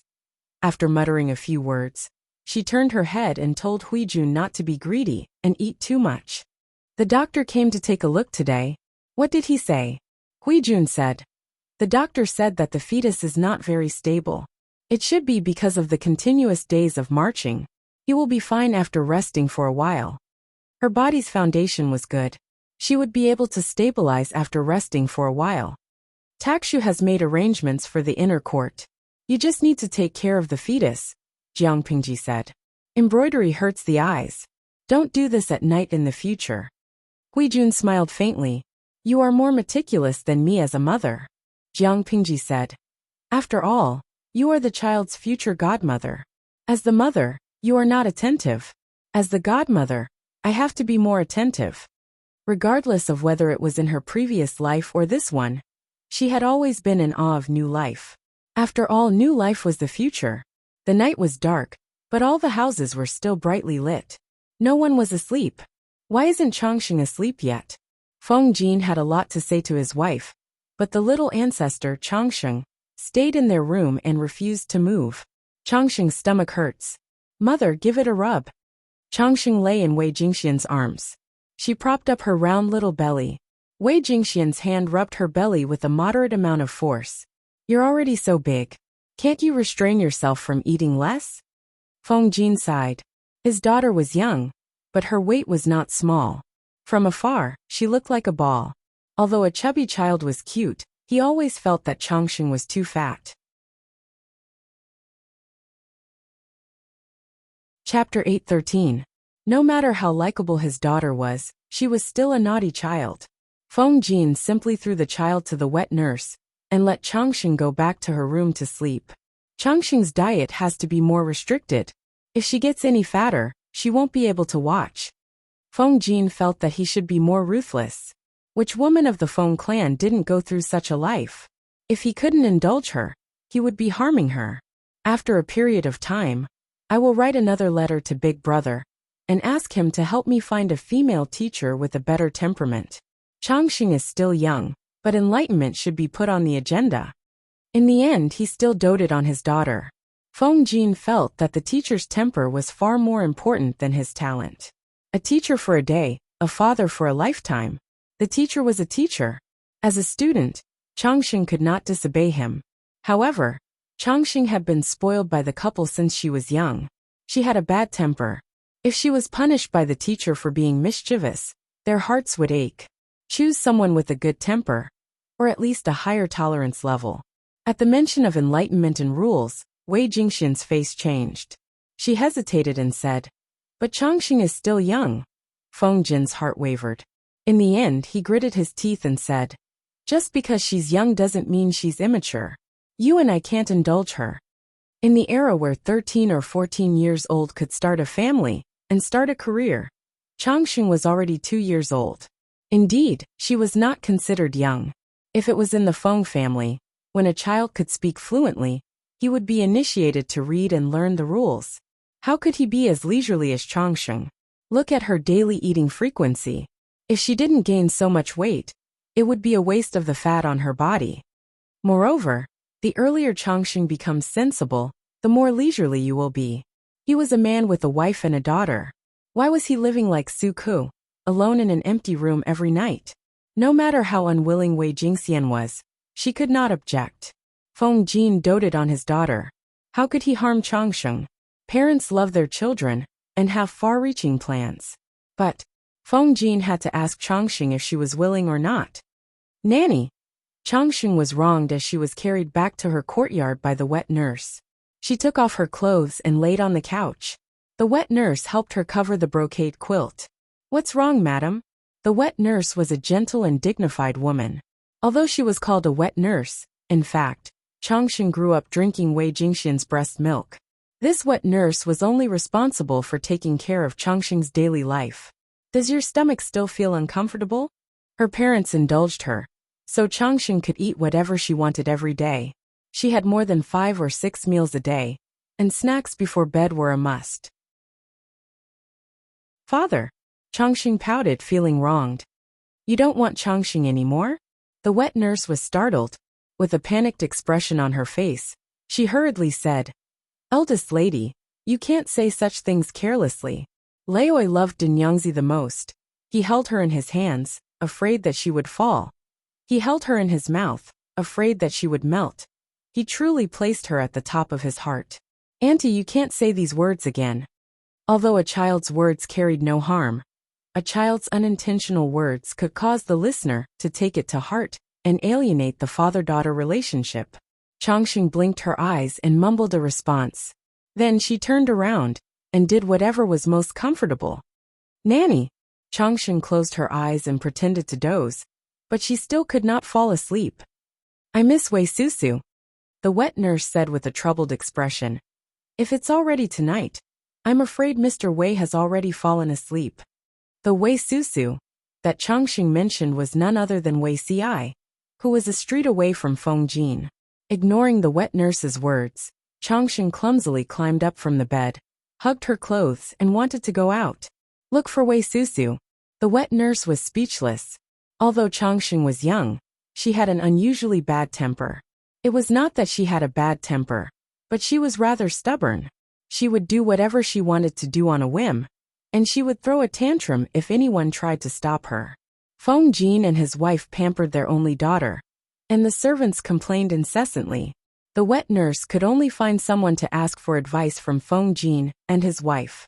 Once the eldest lady's stubborn temper flared up, no one could suppress it. Feng Jin, who was enjoying the world of the two of them tenderly and sweetly with his wife. "What a fraud, my daughter! Let her look for her, and send someone to watch over her. Please, Zixiao, take Changxing in for one night, and bring her back tomorrow." Feng Jin could not get angry even if he wanted to, but he could not let his daughter run out of the residence alone, so he could only send someone to escort her. He had a good personal relationship with Wei Ci, and would occasionally send Wei Ci an invitation to be a guest at his house. Perhaps it was fate, but Changxing was exceptionally fond of this beautiful uncle. Later, Feng Jin understood that his daughter was greedy for beauty and had taken a fancy to Wei Xi's face. At such a young age, she was so obsessed with looks. Wei Jingxian held back her laughter and said, "It's so late. Will Changxing disturb him if she goes over?" Feng Jin secretly rolled his eyes. Wei Xi was a loner, single, and did not have a nightlife. What was there to disturb about? To be able to send the little ancestor out, he felt that his ears were at peace. Thus, Wei Xi was rewarded with a bun that knocked on the door in the middle of the night. Changsheng. Wei Xi had not gone to sleep yet, and was still working late at night. He vaguely heard a knock on the door, and the doorkeeper told him that there was a visitor. He did not expect that the other party was actually Changsheng. According to the wet nurse who served Changsheng, this girl ran out on her own. "Girl, did you quarrel with your father again?" Wei Xi smiled as he picked up the heavy Changsheng and said to the women who served Changsheng, "Go back and tell Huayu that Changxing will stay here tonight. Ask him to send someone over to pick her up tomorrow." There were no other women in Wei Xi's residence, except for the kitchen maids and the servants who washed the clothes. Occasionally, Changxing came to stay at his place, and he would chase away all the female servants who served Changxing. It would be bad for his reputation if these women stayed in his residence. Changxing pursed her lips and wrapped her arms around Wei Xi's neck. She said with a serious face, "Father wants a younger brother, not Changxing." Wei Xi held back his laughter. It turned out that she felt abandoned and felt insecure. He comforted her. "How can that be? 10 younger brothers can't compare to Changxing's cuteness." Changxing was still a little angry. Although she was young, she was quite sensitive to the emotions of others. For example, she instinctively knew that Jiang Pingji belonged to the kind of thighs that she had to cling onto tightly. If her father was fierce to her, it would be right to cling onto Jiang Pingji's thighs. Another example was that she had a natural closeness to Wei Xi, because she felt that Wei Xi liked her very much. Because of this, Wei Xi was a completely harmless existence to her. But father still wants a younger brother. The immortal person heaved a deep sigh and obediently sat next to Wei Xi. His pair of black grape-like eyes rolled around randomly, looking at this and that. Although she was sitting, her heart had long since flown to an unknown place, and her little butt was wriggling restlessly. Wei Xi put down his brush. With Changxing, the little ancestor, around, he knew that he could not stay up late to work tonight. Changxing is the best. Changxing felt greatly comforted. She rubbed against him coquettishly. Wei Susu is the best. Although Wei Xi was not married and had a family, his posture when taking care of a child was very standard. It did not take long for him to coax Changxing until she became tired. He moved his somewhat sore arms and secretly laughed at Feng Jin's indulgence of the child. He actually raised the child to be so heavy. Chapter 8:14. Wei Xi frowned slightly unhappily. "It's so late. Who could it be?" It was quite rude to visit in the middle of the night. Changxing was a child and could not be taken seriously, but it might not be the case for an adult. The gatekeeper lowered his head. This person was honest and dutiful. He did not dare to say a word easily. Moreover, he really could not describe it. The person did not announce his origin at all. He only said that he was a friend of his master. "Forget it. I'll go and take a look." Wei Xi sighed and carried Changxing to the reception hall. When the familiar back came into view, he was so shocked that he almost threw Changxing out. Of course, even if he wanted to, he could not. Changxing was too heavy. The owner of the beautiful figure put down her wide cloak hood, revealing a calm and cold face. She raised her eyebrows and looked at the child in Wei Xi's arms. "Greetings, my lord. You have a child?" Jiang Pingji's gaze fell on Changxing's face. The child's cheeks were chubby, and there were 2 blushes on her cheeks. She looked especially cute. Wei Xi smiled bitterly. "Why do you make fun of me, my lord? This is Changxing from Huayu's family. You haven't seen her for half a year. I'm afraid you've forgotten. Children grew up with the wind. Not to mention half a year. They might not recognize each other in half a month. She's gained some weight. I almost didn't recognize her. It's too heavy for you to carry. Leave her with me." Jiang Pingji glanced at Wei Xi's body. She always felt that Changsheng could crush him to death. Wei Xi lowered his head in silence, but he still handed Changsheng to her. Why is Huayu's child here? Jiang Pingji asked out of boredom. Huayu probably wanted to have another child, but Changsheng, who was sharp by nature, discovered his intentions. Changsheng probably felt that Huayu was going to abandon her. She felt uncomfortable and came to Ci for comfort. Children are forgetful. When they wake up tomorrow, they'll forget all their troubles. Children may be young, but they might understand everything. They just can't express it. Wei Ci felt that even if they were children, adults should not casually ignore their existence and feelings. Jiang Pingji responded with an, "Oh," and declined to comment further. There were a few lamps burning in the hall. The orange candlelight was faintly discernible in the dark, just like his perturbed mood. "My lord, what brings you here so late at night?" Wei Xi saw that Jiang Pingji did not speak for a long time. She only looked silently at Changsheng, who was slowly sleeping soundly. He only felt a lump in his throat. He was almost pulled into his memories. He could only take the initiative to find a topic to break the current atmosphere. Jiang Pingji patted Changsheng lightly and took the initiative to lower her voice. "It was inconvenient to ask you at the banquet earlier. How is the matter in the northern borderline going?" Wei Xi's nerves tightened. He threw the fragmented images in his mind into the depths of his memory and reported with a straight face. "My lord, everything is going according to plan. Are there any unusual movements in the northern borderline? Did the higher-ups ask about the herdsmen raising rabbits and goats in private?" Wei Xi shook his head. "There is no such news yet. Because of the horse plague last year, the imperial court's regime was in turmoil. The king of the northern borderline was still in power, but the other tribes in the northern borderline were already complaining. In order to eliminate these voices, the king of the northern borderline took action continuously. They're busy fighting for power, and don't even have time to care about a few big horse farms. So why would they care about the lives of ordinary herdsmen? The chances of them finding out are not high. Whether it was in this life or the previous life, the horse plague was an unavoidable catastrophe for the northern borderline. If it wasn't for the horse plague that greatly damaged the vitality of the northern borderline, and they didn't have the strength to go south for a few years, Dongqing would probably be in danger. The horse plague in the previous life caused the northern borderline to lose the best opportunity to go south. When they recovered their vitality, the central plains was already occupied by a ferocious wolf. At that time, the northern borderline still wanted to take advantage of the chaos in the central plains and reap the benefits. They never expected that Jiang Pingji, who had been fighting to the death with the various feudal vassals, would suddenly stop.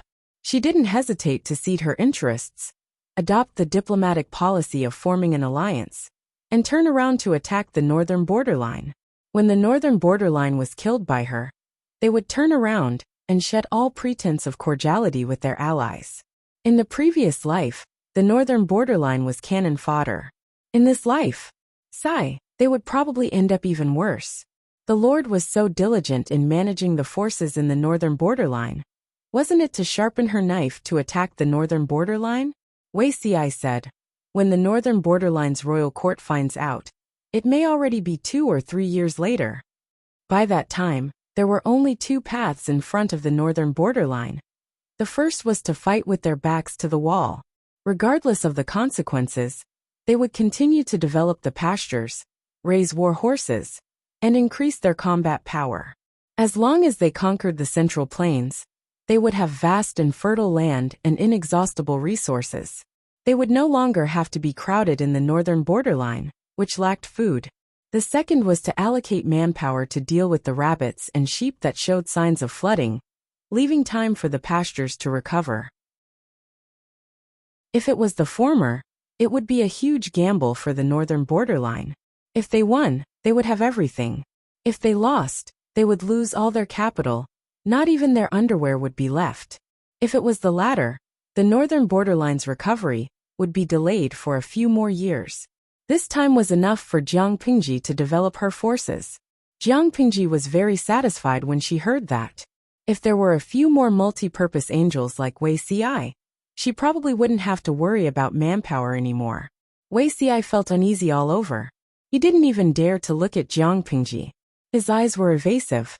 If my lord wants to ask about this, we can talk about it tomorrow.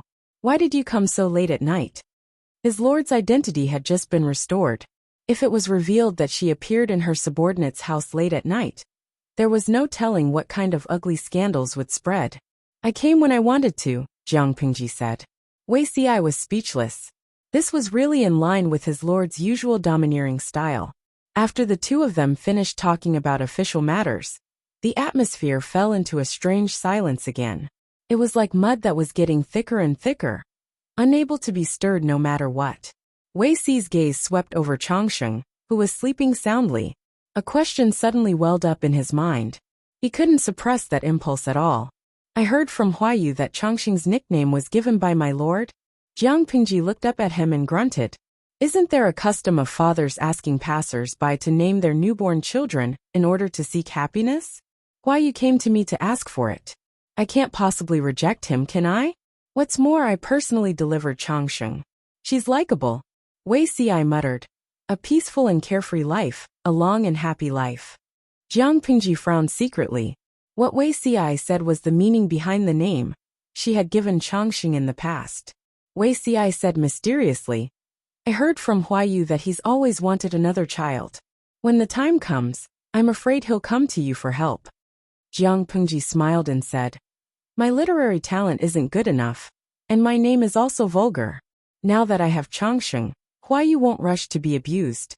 She was definitely not a coward when it came to calculating, but when it came to literary talent like reciting poems and couplets, she was really anxious. She wasn't illiterate, but in front of a real scholar, she was probably not far from being illiterate. That's not necessarily true. Even if it's just for peace of mind, Huayu will also ask for a name. Based on what you're saying, I should think about it in advance in case I need it? Jiang Pingji originally wanted Wei Xi to be the gunslinger and help her come up with a male and female name. However, she could tell that Wei Xi wasn't in a good mood, so she could only do it herself. Since we have Changsheng, why don't we get Fushou as well? Whether it's Changsheng or Fushou, it can be a male or female name. The meaning isn't bad. Wei Xi was completely silent. Chapter 8:15. What was he upset about? Was it because of the two children's names? Jiang Pingji's heart skipped a beat. She vaguely guessed something. What special meaning do these two names have to you? Wei Xi secretly took a deep breath to relieve the pulling pain in his chest. His pale face regained some color. There's no special meaning, he answered with a smile. But the smile on his face looked a little haggard and weak. Jiang Pingji did not ask further. She changed the topic and said, does Changsheng often stay at your house? Who and where is she? Wei Xi stood up and led the way. He was the only master in the manor. The other servants had their own residences, so most of the rooms in the manor were empty. Because Changsheng often came over to disturb him, Wei Xi simply prepared a room for her. The interior decoration was very elegant. Jiang Pingji said with a smile, this girl sleeps soundly, but her sleeping posture is really terrible. The children of rich and powerful families had to be disciplined in their every word and action. Even their sleeping posture had to be corrected. If Changsheng's sleeping posture was in another family, she would be singled out and criticized. Even the servants who served her would be punished. Although the weather is getting warmer, it's not good to keep kicking the blanket. Wei Xi saw that Changsheng's cheeks were red from sleep. She shook her feet and kicked the blanket to the bottom of the bed. He could not help but laugh. He raised his hand and covered her with the thin blanket. Jiang Pingji looked at Wei Xi for a long time without saying a word. Her stare made him uncomfortable. He wanted to hide but could not. In the end, he could only ask Jiang Pingji with a bitter smile. Why are you looking at me like that, my lord? Is there something on my face? Jiang Pingji then shifted her gaze away. Wei Xi heaved a long sigh of relief. But what she asked next scared him so much that his limbs became stiff. He broke out in a cold sweat and almost forgot to breathe. Zixiao, you're almost 24 this year, right? Why is there still no movement at home? In the era of the Livestream audience, 24 years old was the age when one had just graduated from university. and was in high spirits. There was no hurry to get married. In Jiang Pingji's era, 24 years old was considered a minor in the eyes of the law. It was not the legal age for marriage. In this era, a normal 24-year-old man who was slightly dissolute could have children, who could form a baseball team. Look at Wuxia. Not only was he not married, he did not even have a concubine or a concubine. His usual nightlife was spent with official duties. When he was free, he would either visit his relatives and friends or kill time with books. He had never set foot in the world of mortals. He was clearly an ordinary person in the secular world, but he lived like an ascetic monk. How can a real man start a family without making any contributions? Wuxia threw out an all-purpose excuse. Moreover, marriage requires the consent of the parents and the words of the matchmaker. Now that my father's clan is in Zhongzhou, I'm afraid they won't be able to attend to CI. I'm not in a hurry right now. I'll delay it for a few more years. There's no hurry. Jiang Pingji smiled. Haven't made any contributions? How could that be? Zixiao is too humble about this. In terms of contributions, there are very few people who can compare to you. Jiang Pingji's words were not flattery. They came from the bottom of her heart. Wuxia kept a low profile, and his presence was weak. But how could his contributions be considered small? Not to mention anything else, just the fact that he had stationed his troops in the fields was enough to earn him a place in the history books. Throughout the ages, how many people had fought their whole lives for the sake of leaving their names in history? In the end, who had succeeded? Wuxia said that he had not made any contributions. In Jiang Pingji's opinion, he was being overly humble. As for the words of the matchmaker and the orders of the parents, special methods are used during special times. Your relatives and clan are all in Zhongzhou, which is thousands of miles away. In this lifetime, you don't know if you will have the chance to meet them again. If you never see them, do you really intend to be alone for the rest of your life? At that moment, Wuxia raised his head. His expression was frighteningly calm. His eyes carried a depth that was difficult for others to pry into. Jiang Pingji suggested with a smile. Why don't we do it this way? I'll be the matchmaker for you. After she finished speaking, she noticed that Wuxia's gaze and expression had become unusually complicated. It was as if there was a battle going on in his heart. It was difficult to determine the victor. Wuxia's thoughts were dragged into a swamp by his memories. Fragments of the past flashed before his eyes. Take the child back. You know what to do. Your subject knows that Teng Qiami suffered a hemorrhage during childbirth yesterday. She risked her life to give birth to a child. Your Majesty, do you want to give the child a nickname? Call him Fusho. From now on, he will follow your surname. You have full authority to decide everything. You don't have to ask me. The world had just stabilized. All the officials were worried about the heir. The emperor wanted to appoint the eldest daughter as the heir, but he was obstructed by the imperial censor. At that moment, the emperor was pregnant for the second time. Everyone focused their attention on this child. They were eager to give birth to a crown prince. Unfortunately, the situation was turbulent and natural disasters were endless. The Red Lotus rebels were perverse. They even spread their teachings to the inner residences of the court officials. After careful planning, they prepared for an assassination. In the chaos, the emperor gave birth with great difficulty. It was a male child that everyone had hoped for. He should have been conferred the title of crown prince as soon as he was born. Unfortunately, the child was unlucky. He died the moment he was born. They could only confer him the title of crown prince. After this disaster, it was difficult for the emperor to conceive again. The country could not be without heirs. The matter of appointing the crown princess was brought up to the surface again. This time, the officials were as quiet as chickens. They did not dare to have any objections. Wei Zixiao, you should understand. If Fusho is alive, only death awaits me in Changsheng. I understand. I will take good care of Fusho. Before the 5 countries were unified, the struggle for power was not obvious. But once the countries were unified, all kinds of conflicts broke out. From the emperor's rise to power to his ascension to the throne, the aristocratic families had always been suppressed. After the country was unified, The aristocratic families could only form an alliance in private. They wanted to contend with the emperor and seize power. Wuxia was clear that there could not be a crown prince at this time. Therefore Fusho, who had just been born, was forced to die young. He changed his appearance and became the son of the Tung concubine in Wuxia's manor. The key was that the Tung concubine was a made-up character. Fortunately, Wuxia did not have a strong sense of existence. He behaved according to the rules. The officials who were fighting fiercely did not notice him at all. No one connected Crown Prince Zhang Zhua, who died young, with Wuxia's illegitimate son. When Wuxia could not extricate himself from his memories, Jiang Pingji's face was magnified in front of his eyes. He was so scared that he suddenly leaned back. Fortunately, both of them were kneeling. Otherwise, he would have hit the back of his head hard on the ground. If I told Zisher that I wanted to give him a beauty, he would definitely be overjoyed. Why are you not willing? Jiang Pingji placed one hand on the ground beside his ear and looked at Wuxia's panic-stricken and pale face with a smile. She said helplessly, I'm not a dreadful beast. Every time I get close to you, you always show a frightened look. Wuxia took a deep breath, and his thoughts became much clearer. I'm not very brave. I will naturally be frightened when my lord teases me like this. Jiang Pingji clicked her tongue.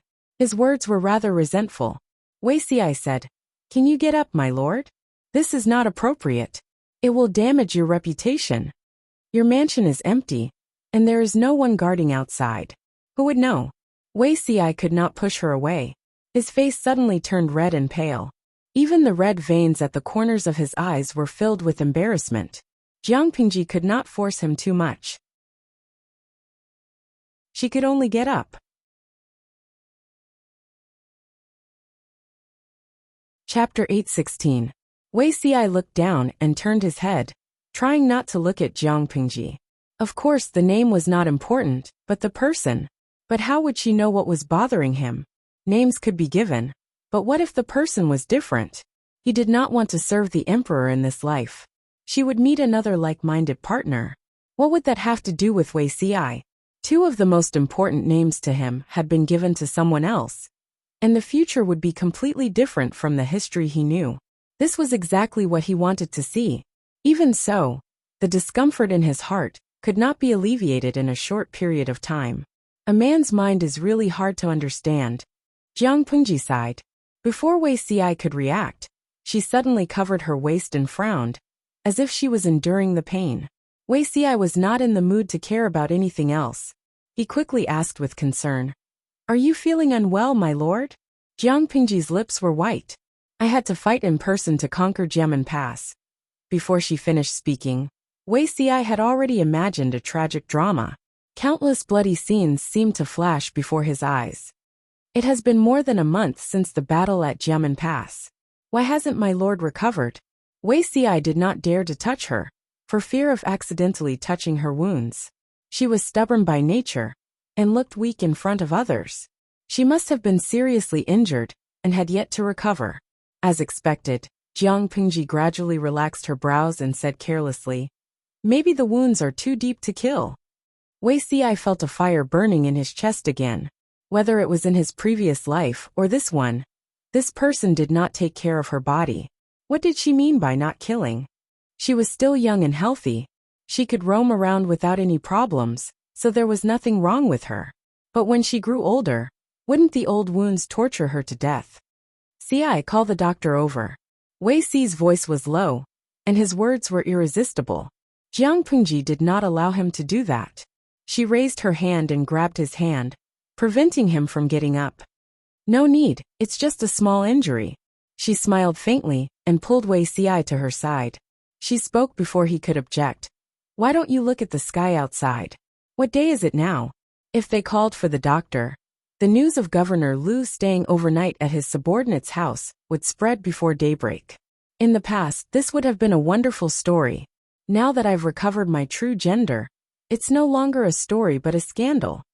Jiang Pingji's words were like a basin of cold water falling from the sky, freezing Wuxi awake from the inside out. His feverish brain also cooled down. The situation she described was indeed what Wuxi was afraid of. But it was even more unbearable for him to watch Jiang Pingji endure the pain and not seek treatment. Perhaps the wound accidentally split open. It shouldn't be a problem.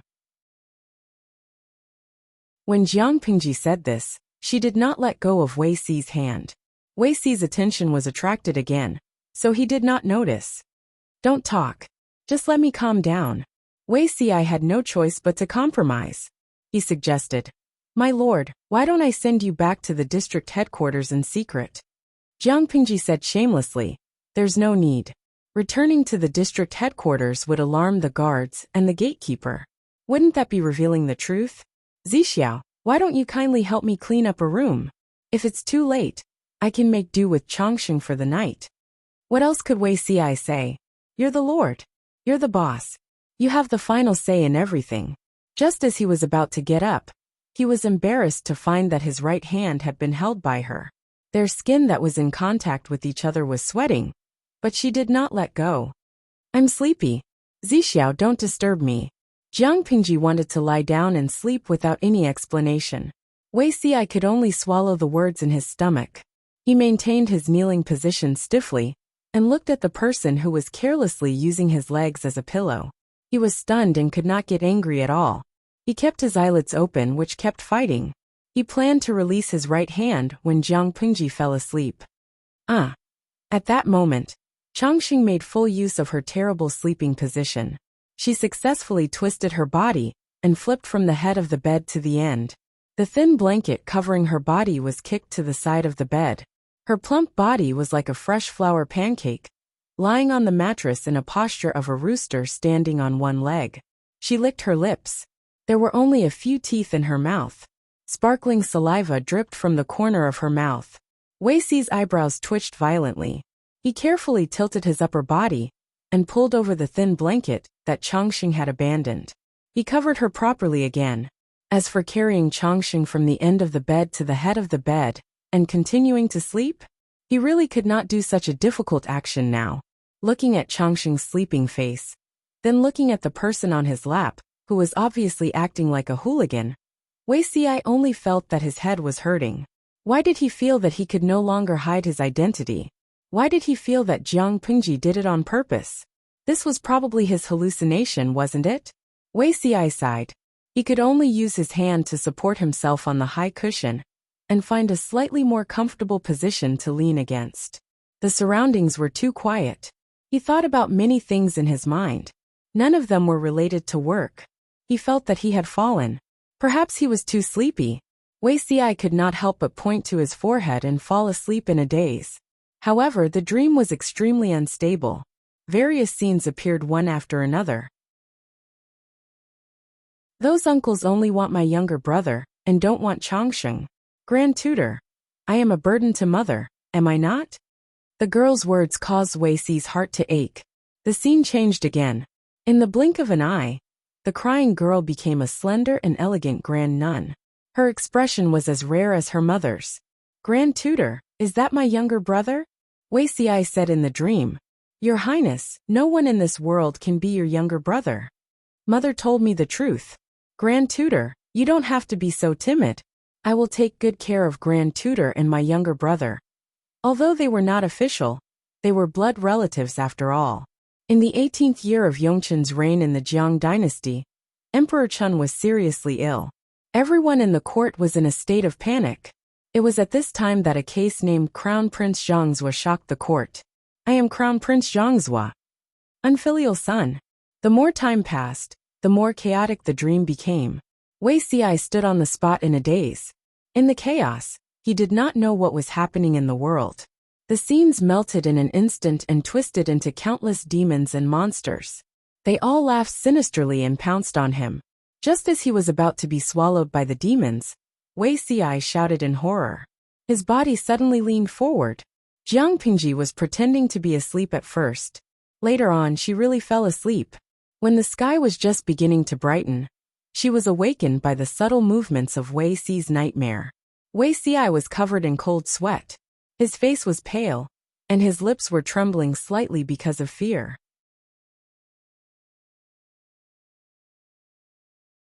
Chapter 8:17. According to the plot described by the audience in the streaming room, it was time for a romantic and melodramatic kiss. Sure enough, she shouldn't have trusted the group of singles in the streaming room. If a group of singles had a strategy to seduce someone, would they still be single? Jiang Pingji secretly ridiculed them. She didn't know that Wei Ci was also frightened by her. First, he had a nightmare. After waking up, he was shocked. After the shock, he suffered a tragic blow. His nose bumped into someone's face. It couldn't be more awkward. Wei Ci couldn't care less about the pain. He hurriedly prepared to bow down and apologize. Unfortunately, he had maintained his kneeling position for a whole night. Jiang Pingji even used him as a lap pillow. Now his legs were numb, and he almost lost feeling. He sat on the ground in a sorry state. Tears welled up in his eyes. He looked pitiful. Jiang Pingji raised her hand and rubbed her cheek. She didn't tease Wei Ci about this embarrassing incident, lest she provoked him. Was it a nightmare just now? Jiang Pingji returned to normal, as if the episode just now had never happened. Look at you. Even your face is covered in cold sweat. Because the nightmare lasted too long, Wei Ci's reaction was slightly slow. He didn't even have the energy to investigate what happened just now. I had a nightmare, Wei Ci said with lingering fear. I dreamed of many evil ghosts. They almost tore me apart, he panted. Fear flashed through his dark, jade-like eyes, as if the lingering power of the nightmare had yet to dissipate. Jiang Pingji tilted her head. She looked curious. She said, the evil ghosts in the nightmare? Just now I heard you saying things like Crown Prince Zhangzhua, unfilial son, His Highness, and so on. What exactly did you dream of? Why are you so scared? If Wei Ci's complexion was said to be a little human before, when Jiang Pingji asked this question, his face suddenly turned as white as a sheet. Wei Ci opened his mouth. Something was stuck in his throat. He couldn't make a sound. An impulse to escape surged in his heart. Zixiao. Jiang Pingji raised her hand and placed it on his forehead. His forehead, which was covered in sweat, was cold and sticky. It gave people an extremely uncomfortable feeling. She touched ice, but to Wei Ci, it was scorching hot. It was like a cluster of flames quietly emitting warmth and dispelling the cold. My lord. Wei Ci was hesitant.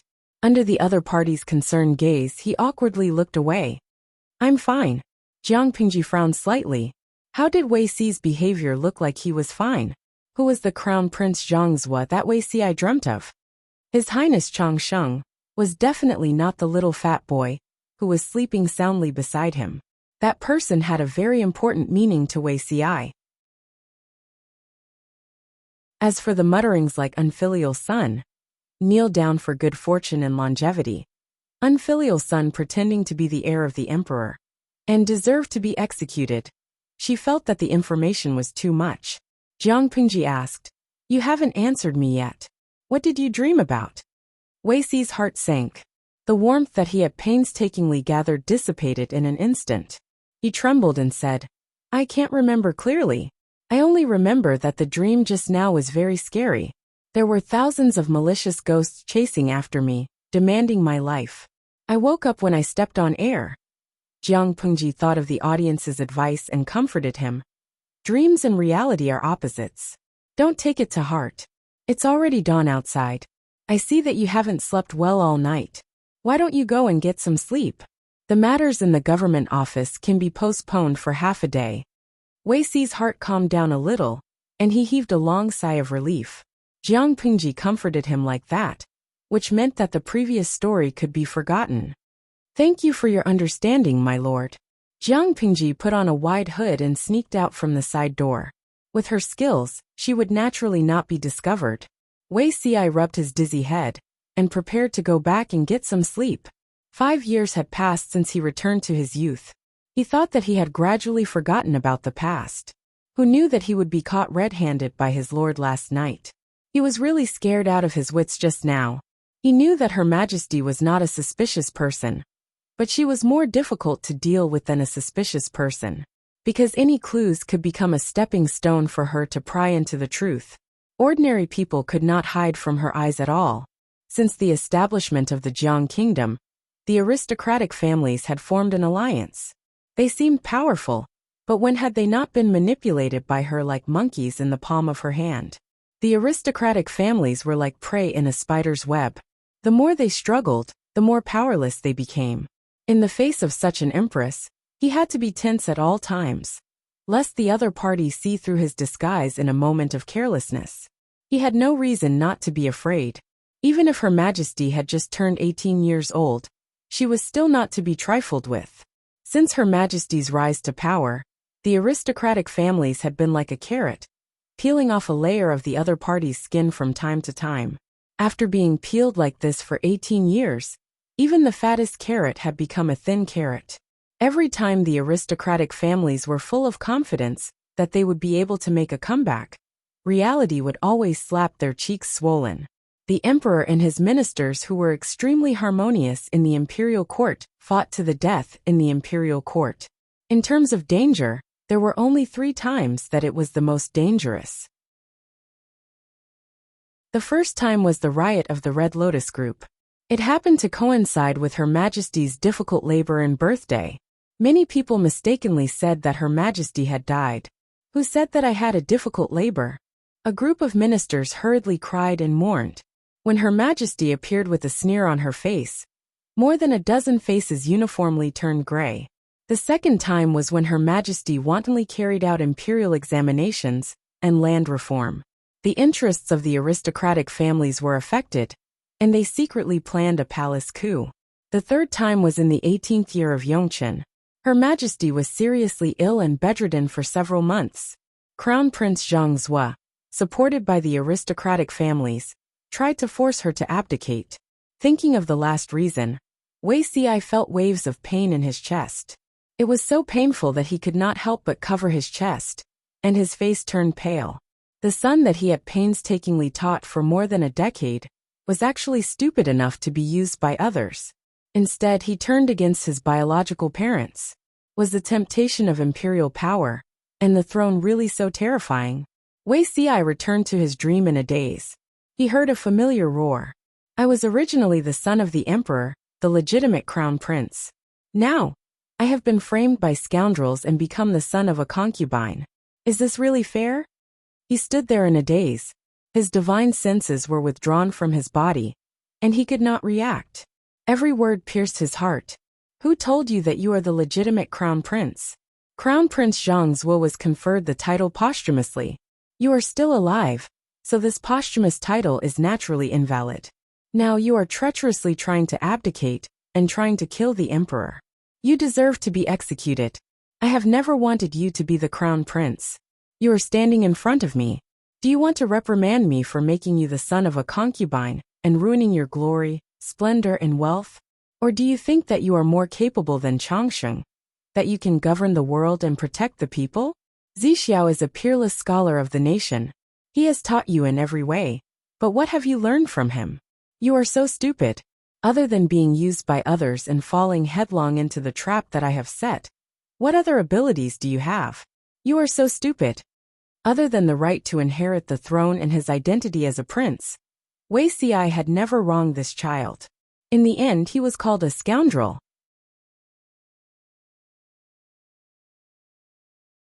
Chapter 8:18. When Wei Xi woke up again, the sun had already climbed to the top of his head. He could still hear the sound of munching. He turned his head and saw a pile of flour cakes lying on the ground with a plate of snacks by her hand. Flour cakes? No. The chubby Changsheng noticed the movement and turned to look at Wei Xi. Wei Su is awake. Changsheng giggled and was about to get up when her round eyes swept across the crumbs on her hands. She seemed to have thought of something and guiltily turned to kneel. Quietly, she covered the plate of snacks with her buttocks, thinking that Wei Xi would not be able to see it. Wei Xi was speechless. Feng Huayu, if you don't restrain your daughter, she will really go crazy. Changsheng, come here. Wei Xi's voice was very hoarse as he waved at Changsheng. Changsheng got up shyly and pushed the plate of snacks aside with her chubby toes, trying to destroy the evidence. Wei Susu. Wei Xi pinched Changsheng's small hair bun and smiled weakly. Don't eat secretly, lest your father resents me for starving you. Changsheng lowered her head. She was young, but she also knew that she was guilty. She originally wanted to bring it over to share with her friend Wei Susu, but she could not bear the hunger, so she secretly held it and ate it. Unknowingly, there were only scraps left. Coincidentally, Wei Ci woke up at this time and was frightened. Is Wei Susu sick? She slept for a long time. In Wei Ci's mansion, no one else could be considered as the master except for him.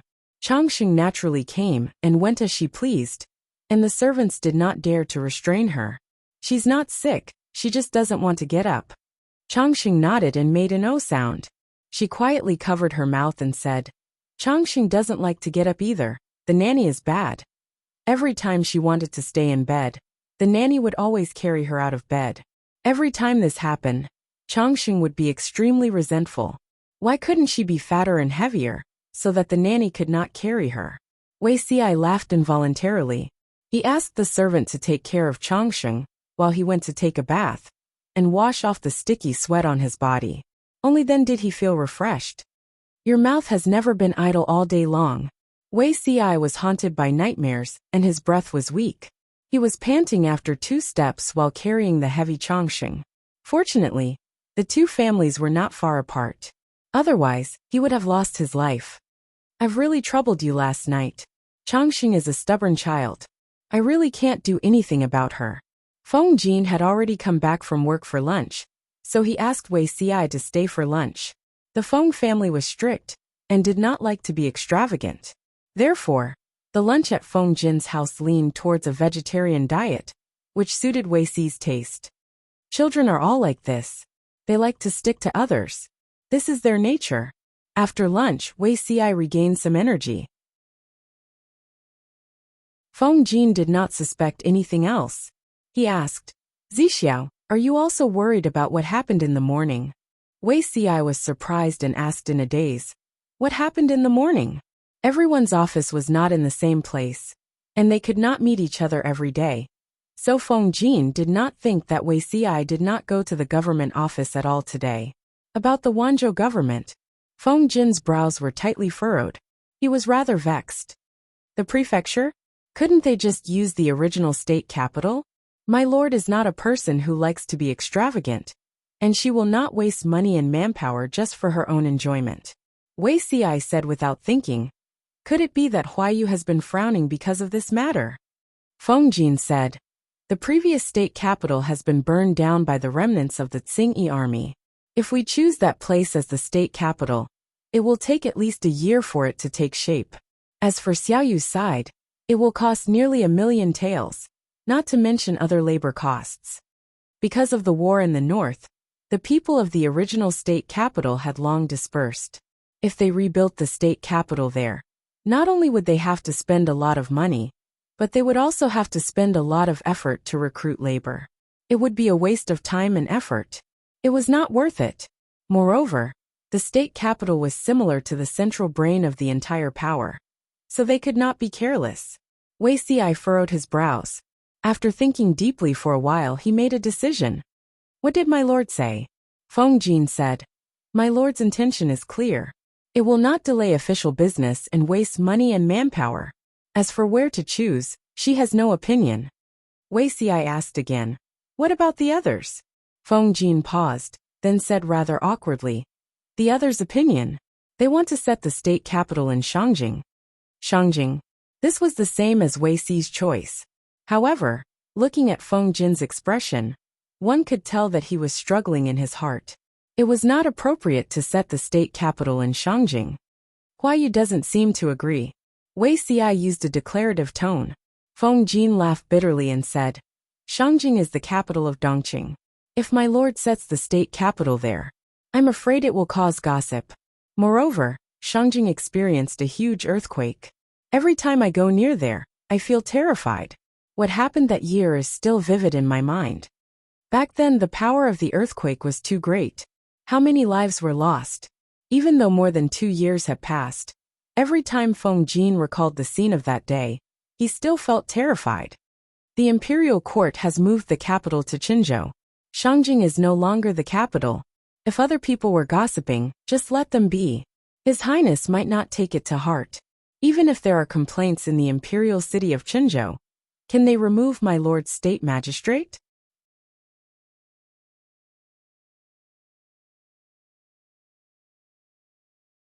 Chapter 819. Have you all decided to set the capital in Shangjing? Jiang Pingji felt that her subordinates had their own ideas. They had unanimously decided to rebuild Shangjing. They were all up to no good. Jiang Pingji was not the only one who thought that way. Even the viewers in the streaming room thought that they were up to no good. Under normal circumstances, she would broadcast live from 7 in the morning to 7 in the evening. Many viewers said that now that the live streaming industry was so developed, there was only one host in the world who was as dedicated and hardworking as she was and never cheated the audience. The only problem was that there was a limit to the number of viewers in the streaming room. Every time they watched the stream, they had to compete on their speed and luck. The streaming room only had a maximum of 150,000 viewers, but there were 5 to 6 billion people who knew about it. Jiang Pingji's streaming room was renowned all over the world. As a matter of fact, when she asked this question, countless bullet screens floated across the live broadcast screen. Nongfu Shangquan Yudiangshuan. Streamer, you're playing with fire. After watching yesterday's video, I felt that something was going to happen. If the capital is set in Shangjing, won't everyone know what Sima Zhao is up to? Shenjia. Haha, it should be changed. Everyone knows what Lu Lanting's intentions are. Huxian Hongyan. What a pity. I really want to see what the little emperor and empress dowager's faces will look like if the streamer sets the capital in Shangjing. Bubbles dream. TSK. What else can they look like? They'll look like they drank a vat of yellow sh** tea. Chinchio booby. Wretch. Your analogy is disgusting. I'm having lunch in the company's cafeteria. Most of the viewers in the streaming room were cheering for Jiang Pingji and her subordinates. With the royal family still around, they had the guts to build the capital in what used to be the capital. What did that mean? A viewer's bullet screen was very vivid. Summer departing Xianggu. The streamer is up to no good. It's like the man eloping with his sister-in-law and concubine, leaving his wife sleeping on the bed. Not long after, a group of powerful bandits came, occupied the mansion, and slept with the man's wife. Even if this first wife was a woman that the male master didn't want, if she was taken by a second stranger, how could his expression be good? In addition to these jesting bullet screens, there were also a few weird bullet screens floating in the corner of the live broadcast screen. Hua hua haonan shui. I don't care about anything else. I just want to know when the host will let go of her racial prejudice and open up other languages. Weigoran Shuahua. In order to follow the live stream, I studied hard for 3 years and passed level 10 of Mandarin, but there are still many things I don't understand. In this regard, Jiang Pingji spread her hands. She was also very helpless. The system had already been imprisoned by her, so there was no way for her to level up the live stream. Speaking up to this point, he had to add that for some reason, the live stream had to be logged in using the Chinese network. Even the bullet screen was limited to the Chinese input method. As a result, many foreigners had to travel all the way to China to watch the live broadcast. Otherwise, they could only climb over the wall to watch the recorded broadcast on the internet. Even when he came to China, he still had to learn the Chinese language if he wanted to send a bullet screen message and understand what the host was saying. The more he said, the more tears there would be. Jiang Pingji silently sympathized with the audience. Her subordinates exchanged glances and chose one of them to speak on behalf of her. Feng Jin listed in detail the benefits of setting the provincial government in Shangjing. Everything he did was based on Jiang Pingji's interests. He had no other selfish motives. After his impassioned speech, Feng Jin hesitantly added, Shangjing was attacked by the earthquake. 9 out of 10 buildings collapsed. If we rebuild it on top of the ruined city, I'm afraid we have to be extra careful. During the construction, we have to use sufficient materials. There must be no corruption or shoddy work. I think it's better to hire an experienced master craftsman to personally supervise the construction, design, and make overall plans. Only then can we comfort the people who have suffered from the earthquake. An earthquake had taken the lives of tens of thousands of people in a city. Even if such a dangerous place was rebuilt, the people would still have lingering fears. If they wanted to attract the refugees to come closer, they had to let them know that the rebuilt buildings were sturdy and not afraid of the earthquake. More importantly, Jiang Pingji turned her gaze to Zhang Ping. "Shiheng, do you know how to do this?" The other party was stunned for a moment. He immediately smiled bitterly and said, "It's not difficult for Ping to build a house and a room. I'm afraid it's beyond my ability to build a city." Jiang Pingji said nonchalantly, "It's not that troublesome to build a city. You just need to know how to build a house. As long as you copy and paste a house thousands of times, won't it be a city? Piling up the city walls and building the city walls, won't the prototype be there? As for the drainage system, you can check how the water pipes in Xiangyang district are laid and how the drainage system is drained. You can also learn a thing or two from it." Everyone was dumbfounded, listening to their lord's words. It seemed that building a city was very simple. They could guess what copy was literally, but what the hell was paste? Jiang Pingji expressed that this question was a little profound. She should hire Tang Qi, who the livestream viewers had been complaining about recently, to explain. Zhang Ping was forced to do something beyond his ability. He immediately jumped up and down like a thunderclap. Wei Ci, who was beside him, noticed his dilemma and said softly, "I have a few maps of the ancient city here. Maybe they'll be helpful to you."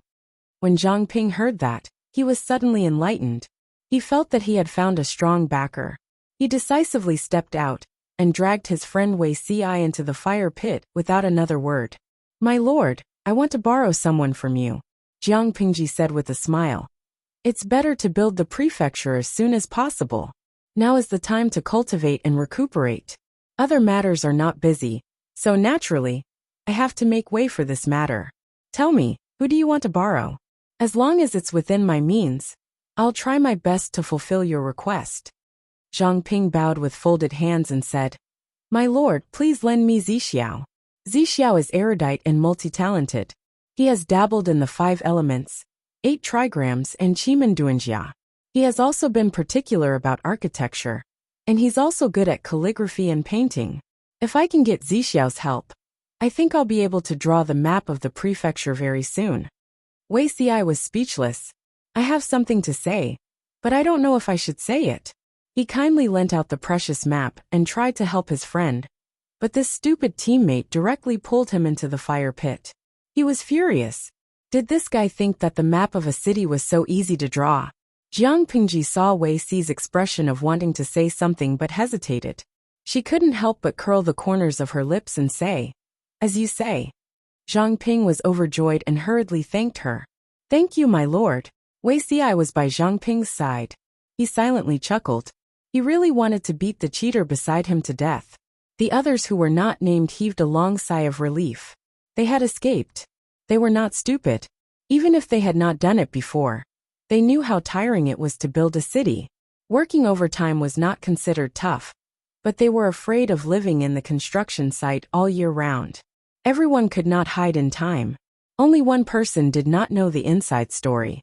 He foolishly stepped out and volunteered. This person was Xiao Guang. No matter what, he was an otaku who practiced the way of Moism. There would always be many similarities with the way of architecture. Moreover, he was unusually curious about the drainage route of Xiangyang district. He planned to take advantage of this opportunity to understand the core technology.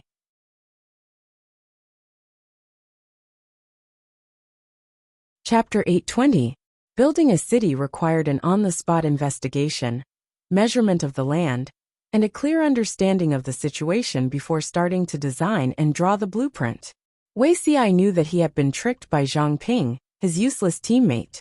He would not have any leisure time in the future. Before heading to Shangjing, Wei Ci secretly looked for Jiang Pingji. The two of them had a secret conversation.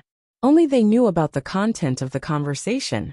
"My lord, I would like to ask you something disrespectful. What are your ambitions?" Wei Ci was a rather rational person. After 2 days of adjustment, he had recovered from the nightmare that night. He looked like nothing had happened. He talked about official matters without any personal emotions. Jiang Pingji and Wei Ci chose a secluded place to talk. The surroundings were empty, so they were not afraid of being eavesdropped. Even if the walls had ears, Jiang Pingji would discover it immediately, because no one in the world could hide from her mental investigation. "Where are my ambitions?" she murmured and said with a smile. "Naturally, my ambitions are for the world and the people. Zixiao and I are connected and have the same aspirations. If you have anything to say, just say it directly. There's no need to sound me out. As long as it's from you, I will listen carefully." Wei Xi's cheeks were hot, and his ears were bloodshot. Jiang Pingji always said such misleading things. Even if Wei Xi had been through hundreds of battles, he still could not resist. He collected his wandering thoughts and returned to normal. He said seriously, "My lord, my ambitions are not only for the world and the people, but also for the country to prosper and for the world to be peaceful. Now that the world is in chaos, countless people have suffered from this disaster. They have to leave their homes and become destitute. They have lost their homes and land. There are even countless people who sell their children to survive. Everyone knows that the world will be divided after being united for a long time, and united after being divided for a long time. A country has its ups and downs. The prosperity of the country is due to the wisdom of the king and the virtuous officials. Only then can the weather be favorable, and the people live and work in peace. However, why does the country decline? Is it because the king is muddle-headed and the officials are mediocre? There are only a few reasons for the prosperity of the country. But what about the decline of the country? Is it because the king is muddle-headed, the officials are mediocre, and the weather is not good? Wei Xi had been thinking about this question since he was young in his previous life. He had been thinking about it until now. Wei Xi had always admired Jiang Pingji, not only because what she did was his ideal, but also because of another reason. She was the light on his lost path, guiding him to uncover many questions that confused him. If any one of these problems were to be mentioned, it would probably cause a huge uproar and cause all the scholars in the world to condemn him. Wei Xi was aware of the danger, but he did not feel lonely or helpless, because he knew that there were still people walking on the same path as him. Xi flipped through the historical records and discovered that the decline of the country was not only a phenomenon from top to bottom, but also from bottom to top. If the country was compared to a towering tree, the ruler was the crown, and the officials were the branches, then the common people were the roots that extended all the way to the ground. If the crown of the tree died, the tree could still survive. If the branches were damaged, the trunk could still grow. However, if a large part of the root system is damaged, the tree will be in danger. Jiang Pingji listened attentively. She could feel that he had his own understanding of this. He was neither reading from a book nor theorizing on paper. Wei Xi continued, "Soil is the root of the tree. It is the foundation that nurtures them. If the soil is taken away, the tree's roots will not survive." Jiang Pingji's expression turned solemn. She understood what Wei Xi meant. "You said land annexation?" Wei Xi's expression tightened. He took a deep breath and said in a low voice, "Exactly. What was land annexation? Nowadays, land could be bought and sold. The aristocratic families, the country gentry, and the bureaucrats could borrow power and money to get more and more land from the hands of the peasants. They could even make the peasants have no apprentices. If they were despicable, they could even seize it by force. This phenomenon was especially obvious in a disaster year. Once the common people lost their land, it meant that they had lost something to rely on for survival. They could only continue to sell their properties, become cheap labor, and become tenant farmers for the big landlords. In this era, this was a stubborn disease that was difficult to cure, and it would become more and more serious. Once land annexation reached a certain level, the country would also go on the path of decline. Even if there was a ruler who could revive the country, it would not be able to save the dynasty. As land annexation became more and more intense, there would be an irreconcilable conflict between the peasants and the tyrants, who owned a large amount of land. There would also be intense friction between the country and these tyrants. Looking at the historical records, many kings who were clear and bright would take measures to curb the pace of land annexation, so that the land annexation could be alleviated to a certain extent. If it could not be alleviated, then there would inevitably be a problem. The peasants would raise their hoes and rebel. Jiang Pingji came from the future. The entire universe was an area that humans had explored. Because of the interstellar war and people's thoughts, the speed of population reproduction could not keep up with the speed of expansion. For intelligent creatures, the entire universe was boundless. They had a wider space and endless unknown territory to explore. But it was different in ancient times. Human technology was backward, and their productivity was low. They were bound by the land invisibly, and it was difficult for them to break free. For them, the land was a piece of cake. If others got more, they would get less. There was a conflict of interest between them. The source of human war was the struggle for interests. In ancient times, it was traced back to the struggle for land. Not to mention this dimension, the audience in the streaming room also had the problem of land annexation.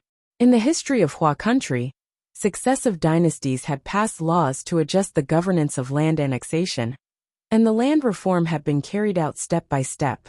The equal field system, the whip law, and the distribution of men to the mu were all the same. Jiang Pingji disliked kneeling and sitting uncomfortable, so she simply changed her posture and leaned against the table. Go on, I'm listening. Wei Xi felt his heart beating like a drum. He could still hear the powerful vibration coming from the left side of his chest. He knew he was nervous. My lord, in my opinion, why don't we eliminate the source of land annexation from the root?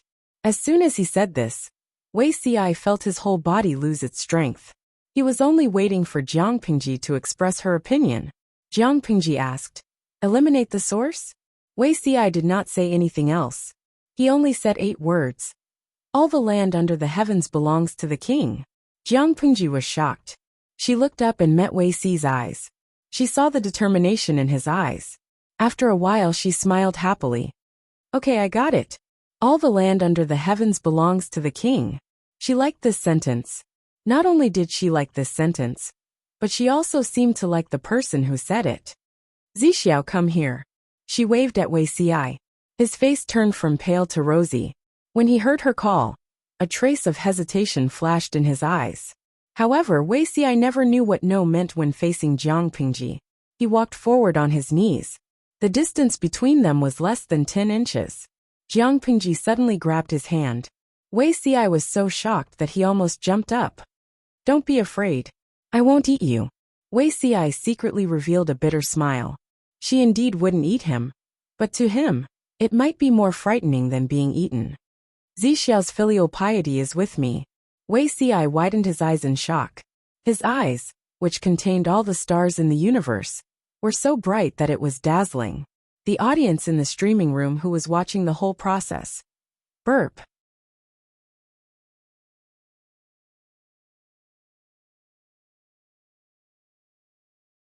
The conclusion they came up with made Jiang Pingji not know whether to laugh or cry. Ningji, you die so miserably. Maybe there's some kind of conspiracy? For example, does Beauty Ci have ulterior motives towards the host? As soon as this conspiracy theory was put forth, it was immediately shot down. Liangpin Puzi. That's impossible. If Samiran really has an ulterior motive for the streamer, he must be out of his mind to say to the streamer, everything under the heavens belongs to him. What's more, don't you know what kind of person the host is? I am firmly on Ci Mayor's side. Other than conspiracy theories, there were other wild guesses such as fragrant spicy squid slices. Beauty Ci is a reserved person after all. The streamer is so bold and flirtatious. It must be scary. Hungigate raisin. Simei is a rabbit, and the streamer is a tiger. How can a rabbit not be afraid of a tiger? Looking at the heated discussion in the streaming room, Jiang Pingji did not join in. Instead, she carefully thought about what Wei Xi had said. Under the premise of limited land resources, land annexation was a headache for all dynasties. According to Wei Xi, instead of wasting effort to slow down the process of land annexation, it was better to cut it off from the root. Since it was said that everything under the heavens belongs to the king, then wouldn't it be justifiable for all land to belong to the country? However, Jiang Pingji could jump out of the fence, but it did not mean that others could. Not to mention Wei Xi, who was a talented person who was well-read. Even an illiterate street gangster would not be willing to do so. In this era, land was not just land. It was also a treasure bowl that could produce wealth. As long as one could climb up and become a person above others, it would be justifiable to take more treasure bowls into one's pocket. To put it bluntly, this was about benefits. Once the land was returned to the country, not only would the rich and poor jump up and down, even the ordinary people would not agree to it. If the land belonged to the country, how could they feel at ease? The people would not think about the long-term future. They would only care about the benefits in front of them. Jiang Pingji dared to return the land to the country. In the eyes of the people, she had snatched away the foundation that they relied on to make a living from their hands. If the people were like that, it was needless to say for the aristocratic families that sat on countless fertile lands. Those who struggled bitterly and tried to make a name for themselves would oppose it even more. Jiang Pingji understood these principles, and Wuxia understood them even more. However, understanding did not mean that he could not do it. It depended on how he did it. Wuxia was sacrificing his own future benefits when he proposed this to Jiang Pingji. Aside from Wuxia, who else could do this calmly? This is really a difficult problem for me. Although it was difficult, it was not without hope. If it was in the era when the country was unified, and the concept of land belonging to the country was raised, all the people in the world would rise up in revolt. However, it was a chaotic world now. The land that Jiang Pingji conquered and cultivated, as long as she did not sell it, was all hers in name. For example, the order to station land was actually renting land from the government to the landless people to farm, and the government would take a cut from it. To be honest, this action was quite a hooligan. It was not an exaggeration to say that it was a bandit. Nowadays, whoever had the bigger fist was the boss. If they were not happy, they could fight it out. The land belonged to the government, not the people who farmed it. Jiang Pingji frowned and thought deeply. Originally, it was only a plan to station land to alleviate the urgent situation and settle the refugees. Now it can be implemented for a long time, and let the people have the concept of public ownership of land. I must let the people know that leasing land is far more secure than privately owned land. If that's the case, the scale of station land has to be expanded, and the proportion of food taken by the government has to be reduced accordingly. One could not become fat in one bite, and there was no good thing that could be achieved overnight in this world. If Jiang Pingji wanted to take away the cake from the aristocratic families and the powerful officials, she must have strong means and strength. One was the army, and the other was the people. Before the dagger was revealed, she not only had to strengthen herself, but she also had to quietly weaken the power that suppressed the aristocratic families and the powerful officials. I am strong, and the enemy is weak. With this, we might be able to fight in the future.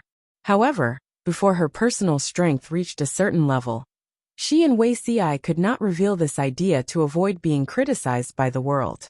Even if the land reform was successful, there would be a series of problems later on.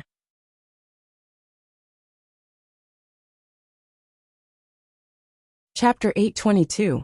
Once the power in one's hands grew, one's private interests and desires would also grow. Would the royal family be able to guarantee fairness and impartiality? Would every generation of emperors serve the country and the people? Who could guarantee that this would prevent land annexation? For their own selfish interests, people's brains would become quite smart. Even the Federation's Sky Brain was amazed by this kind of intelligence. The landlord class would always make a comeback with another identity. What would they do then? Jiang Pingji let out a long sigh. There were still many things to consider. Wuxia, on the other hand, was relaxed. He had thrown such a big problem to her, and refused to stay to continue the discussion. It would be good to stay and have a meal together. Elsewhere, Wuxia returned home with a bellyful of thoughts. He happened to run into Zhang Ping, who was looking for him. Shihing has caused me to suffer this time. Wuxia smiled bitterly. Zhang Ping was a classic example of a bad teammate. This time he was really screwed over. However, so be it. At least he could temporarily stay away from the center of power in Wanzhou. When Wei Xi thought of Jiang Pingji's actions just now, he felt even more uneasy. He did not understand. What did she want to do? Although he did not understand, Wei Xi felt that it was not wrong for the two of them to distance themselves for a while. This will not happen again. Zhang Ping smiled awkwardly. Fortunately, Wei Xi was just grumbling and not angry. After all, the two of them had been close friends for many years. Screwing over once or twice was just to cultivate their relationship. Zixiao, I'll do it this time. Next time, I won't drag you down. Zhang Ping was there to collect the drawings. With the drawings as a specimen, he could have a deeper understanding. Wei Xi secretly rolled his eyes. He did not believe in Zhang Ping's attributes at all. Previously, Zhang Ping had said that Wei Xi was knowledgeable and multi-talented. Not only did he dabble in the 5 elements and 8 trigrams Qimenduanjia, but he also worked on architectural design. He was good at calligraphy and painting, and he knew everything. Zhang Ping was not bragging. Wei Xi really knew these things. His level of attainment was not low. If not, Master Yuanjing would not have pestered him for so many years. Wei Xi went to the study to retrieve a few scrolls of drawings. The paper used was the best bamboo paper. Bamboo paper. Zixiao, did you draw this? Zhang Ping noticed that Wei Xi was holding a huge piece of silk cloth with patterns drawn on it, as well as an exquisite framed picture scroll. The original drawing is on the silk cloth. The previous owner did not preserve it well, and insects grew on it. I almost couldn't tell what it looked like. Wei Xi's drawings were taken from the ancestral home of the Wei family in Langia. Even though the Wei family had fallen from grace, their ancestors were once illustrious. Naturally, they did not lack good things. Look, no matter how much I preserve it, it can't be restored to its original state. I might as well make a copy of the original drawing. You can just look at the sample. Zhang Ping made a no sound and unfolded the large stack of paintings that Wei Xi had carefully stored. The paper of these scrolls had obviously been carefully cut. They were of different lengths and widths. Some were 8 or 9 inches, while others were more than 10 inches. Most of the cities in the blueprint were built during the golden age of the Great Xia dynasty. Be it the layout or the architecture, they were all majestic. Most of these buildings were uniaxial symmetrical, which perfectly satisfied the obsessive-compulsive disorder. Of course, it was easy to get lost in such a city. The more complicated ones, such as the capital cities and prefectures, mostly used symmetrical secondary tests, and the chances of getting lost were higher. Apart from these mainstream designs, there were also quite a few irregular designs. Most of them evolved from the gradual expansion of villages. With the materials, Zhang Ping felt a little more confident in his heart. At this moment, Wei Xi opened his mouth and interrupted his inspiration. Shangjing suffered an earthquake, and the terrain has undergone a huge change. If we follow the book and imitate it, I'm afraid it won't work. Jiang Pingji said calmly. This is the original design of Shangjing. The buildings are scattered in picturesque disorder, and they are indeed majestic and beautiful. But you have to think about our Lord's temperament. She won't spend too much money to build such a luxurious prefectures for herself. Zhang Ping respected Wei Xi's opinion very much. He asked, Zixiao, what do you mean? Wei Xi thought about it and said, make it as simple as possible. Make it as convenient as possible. There's no need to deliberately pursue symmetry and beauty. As long as it suits the terrain and reduces manpower, it's fine. Of course, although it's said that building a house is simple, it doesn't mean that the materials used are random. It's only been a few years since the earthquake in Shangjing. The people still have lingering fears when they think about it. The house would rather be simple, but it has to be stable. Zhang Ping thought about it, and it seemed to make sense. He had followed Jiang Pingji for a period of time. She indeed did not like to be extravagant. Her style was capable and simple. If the city was built according to the model map, it would take a lot of manpower and time. Let's not talk about the distant cities. Let's talk about what used to be Shangjing City. This city took 160,000 people a whole 8 years to build. It was majestic and beautiful, but it was a waste of money, manpower, and time. If Zhang Ping dared to present such a plan to Jiang Pingji, he would definitely be taught a lesson. First, build mud houses and plan the streets of the city. It doesn't need to be beautiful. It just needs to be able to shelter from the sun and the moon, and protect against the wind and rain. Zhang Ping was speechless. He was wrong. He thought that his lord's copy and paste was child's play. He did not expect that the real child's play was Wuxia. Wouldn't that kind of house be a disgrace to my lord's status? If there was a table, Zhang Ping would slap it loudly. Wuxia smiled and said, "Fame is a worldly possession. It's unimportant. My lord won't care about this." Zhang Ping could not help but secretly criticize him.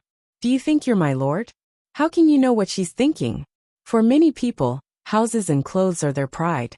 If it's too simple and crude, where can they put their pride? Of course, Zhang Ping did not dare to say these words out loud. If he accidentally angered his friends, Wuxia would just leave and leave such a huge project on him. Zhang Ping would cry until he was blind. Most houses in ancient times were made of wood. It was unknown how much wood was used to build a mansion. It was fine if there were many trees around, but if there were none, they could only travel far away to buy them. It was a waste of time and energy. Fortunately, with the green bricks and green tiles, the amount of wood needed for houses was greatly reduced. Even so, it was still an astronomical figure. Zhang Ping hoped to use local materials, so that they could save a lot of transportation costs. However, Jiang Pengji calculated the approximate figure and frowned quietly. There are indeed many forests in Shangjing, but if too many trees are cut down, it's easy to cause landslides and cracks.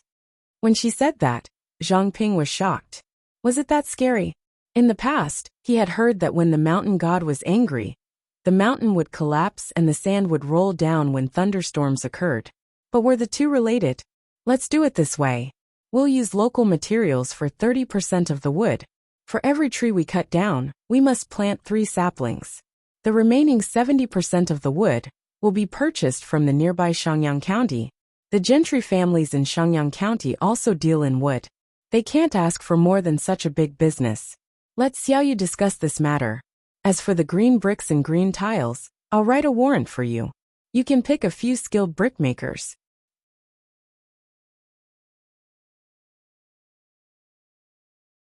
Chapter 823. Lingxiao Hall in the Heavens and Shangyang Palace in the Mortal World. Shangyang Palace was not only the palace of Dongqing, but also the place where the rich and powerful gathered. Back then, Shangjing City and Shangyang Palace were so prosperous. Now there are only ruins. There seems to be people in the distance. Wuxia lifted the curtain and wiped the sweat off his forehead. He looked at the ruins in front of him that were overgrown with weeds and vines. He was filled with emotion. It was already midsummer.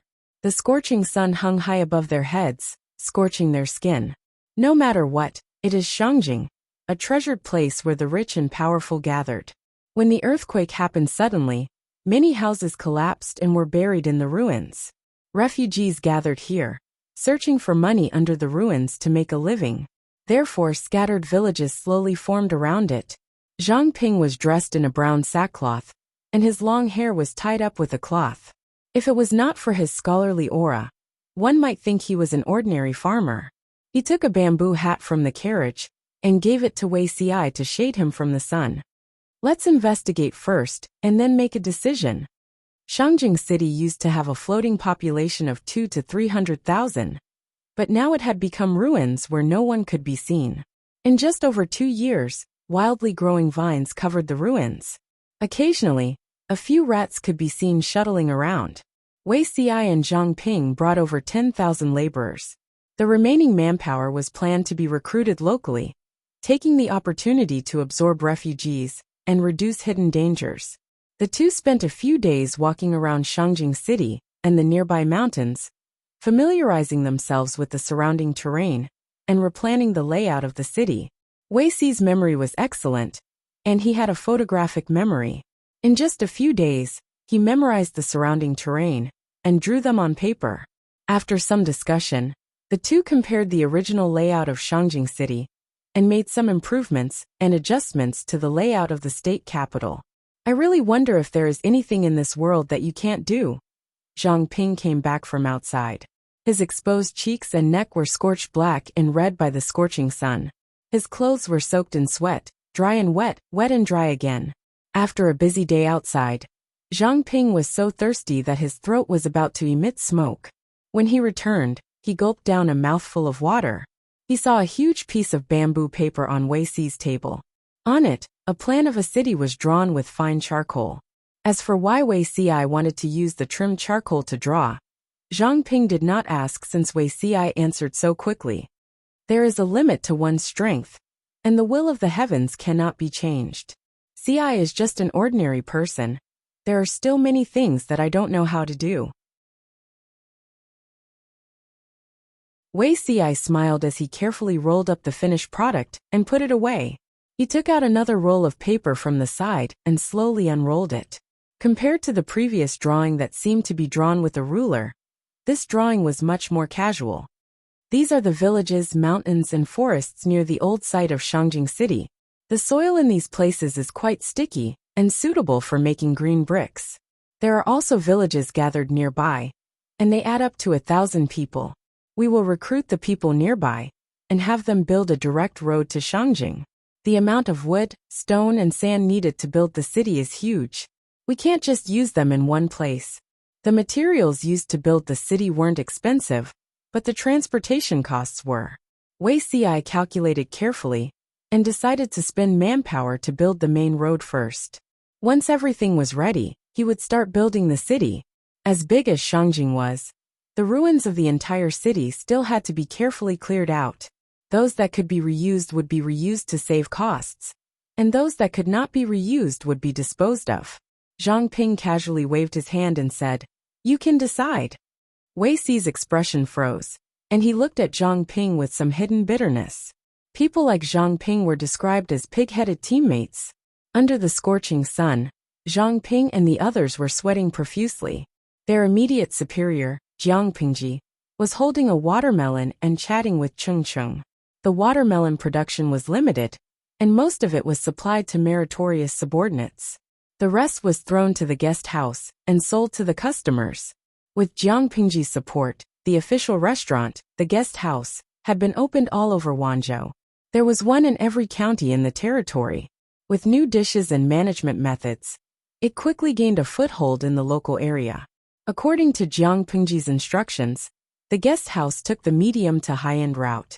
The recipes of ordinary home-cooked dishes were released to the people for free, so that the guest house wouldn't clash with the restaurants opened by the people and steal their rice bowls.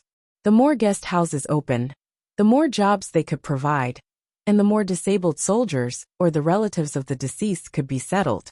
When had the people ever seen such a novel fruit as watermelon? For a while the business of the guest houses improved a lot, and the daily net profits were constantly rising. Jiang Pingji ate the watermelon while looking at the accounts sent by the various guest houses. The guest house's business is good, but the profits aren't good. Cheng Cheng's wife was in charge of the internal affairs. She didn't know much about the business, but she knew that the restaurant didn't make much money. Jiang Pingji looked at the accounts and felt a little satisfied. The managers of the guest houses were smart enough not to cheat on the accounts, so it didn't take her long to finish reading. How can a big city like Wanzhou rely on the guest house's business to maintain its expenses? It doesn't matter how much profit it makes. Jiang Pingji smiled and said, "The guest house was established to give the disabled soldiers a place to go, and the orphans and parents of the deceased a place to rely on. It doesn't matter if it makes money or not. What's important is that it can reassure the people. When the soldiers see that their families are properly settled, they can also rest assured on the battlefield. If we don't settle them down properly, first, it will chill the hearts of the soldiers, and second, it will force these people from good citizens to become refugees. Mr. Cheng is more knowledgeable than me, so you should know what kind of situation it will be when there are more refugees. How many bandits were born as refugees? What was the difference between refugees and refugees in ancient times? Wherever there were more refugees, social security would be poor, and crimes would occur every few days. Stealing and fighting were considered minor, but what was scary was breaking into houses to rob, kill, or kill women and children. Such cases were not uncommon. Why was Wanzhou stable? It wasn't because the number of refugees had decreased, but because more and more refugees had been granted amnesty and returned to their homes and fields. Cheng Qing listened to Jiang Pingji's words and thought for a while. Then an idea flashed in his mind. He said, "Is it possible that the governor built the provincial government for this reason?" Cheng Qing originally thought that Jiang Pingji spent money to build the provincial government for her own enjoyment, but later felt that it was unlikely. Now that he heard her say this, Cheng Qing suddenly understood. Spending a huge amount of money to build the provincial government was secondary. The real purpose was to provide a large number of jobs and attract refugees to work there. In the minds of many people, forced labor was free physical labor that could easily lead to death, so no one was willing to do it. But Jiang Pingji had set a precedent by using paid labor to attract people to work there.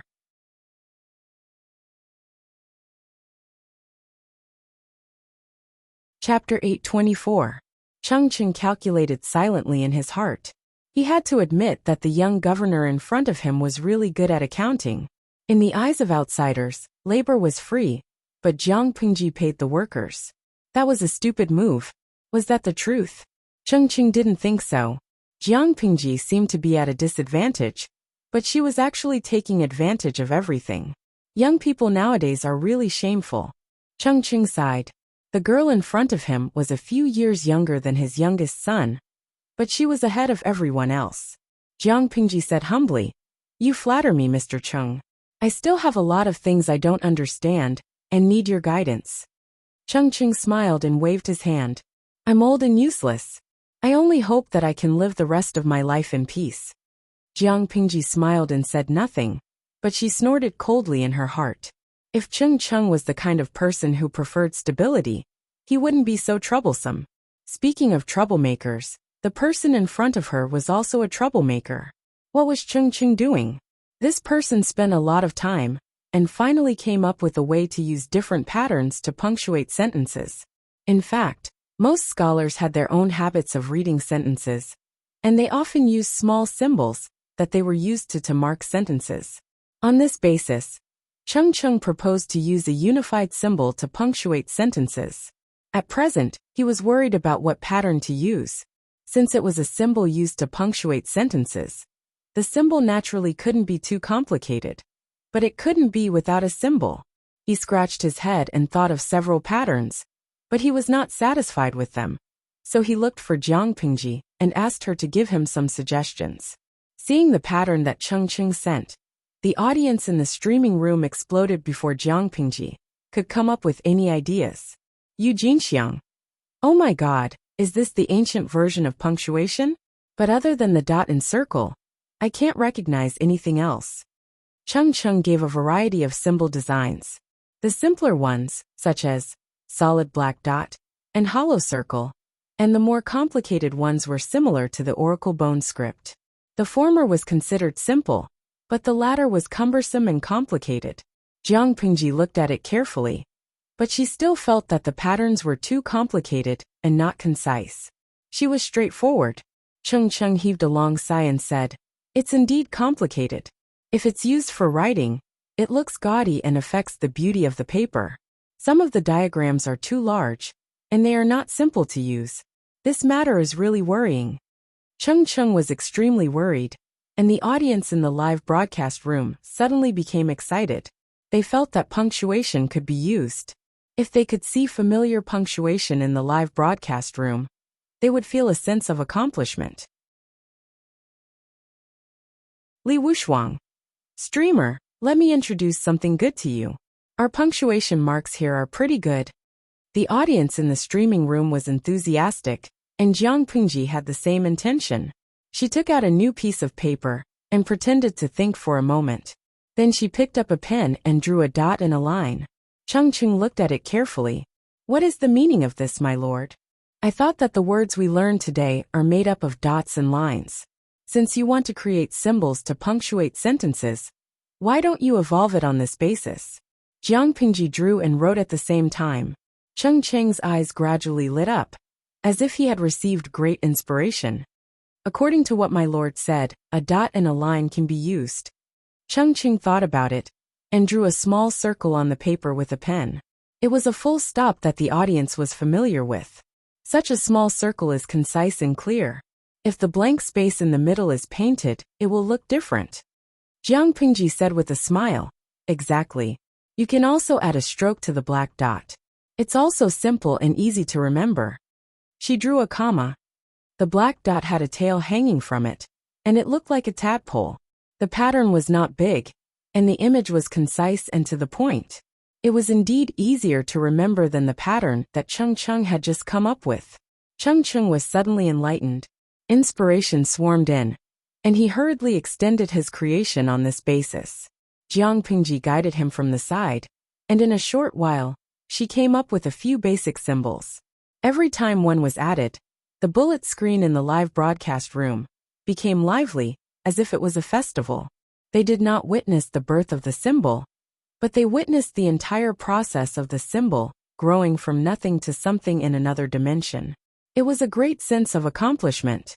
The person who was more excited than the audience in the live broadcast room was Cheng Cheng. The pattern in front of him was very simple, but in his eyes, it was a rare treasure. With symbols, it was natural to give these symbols meaning.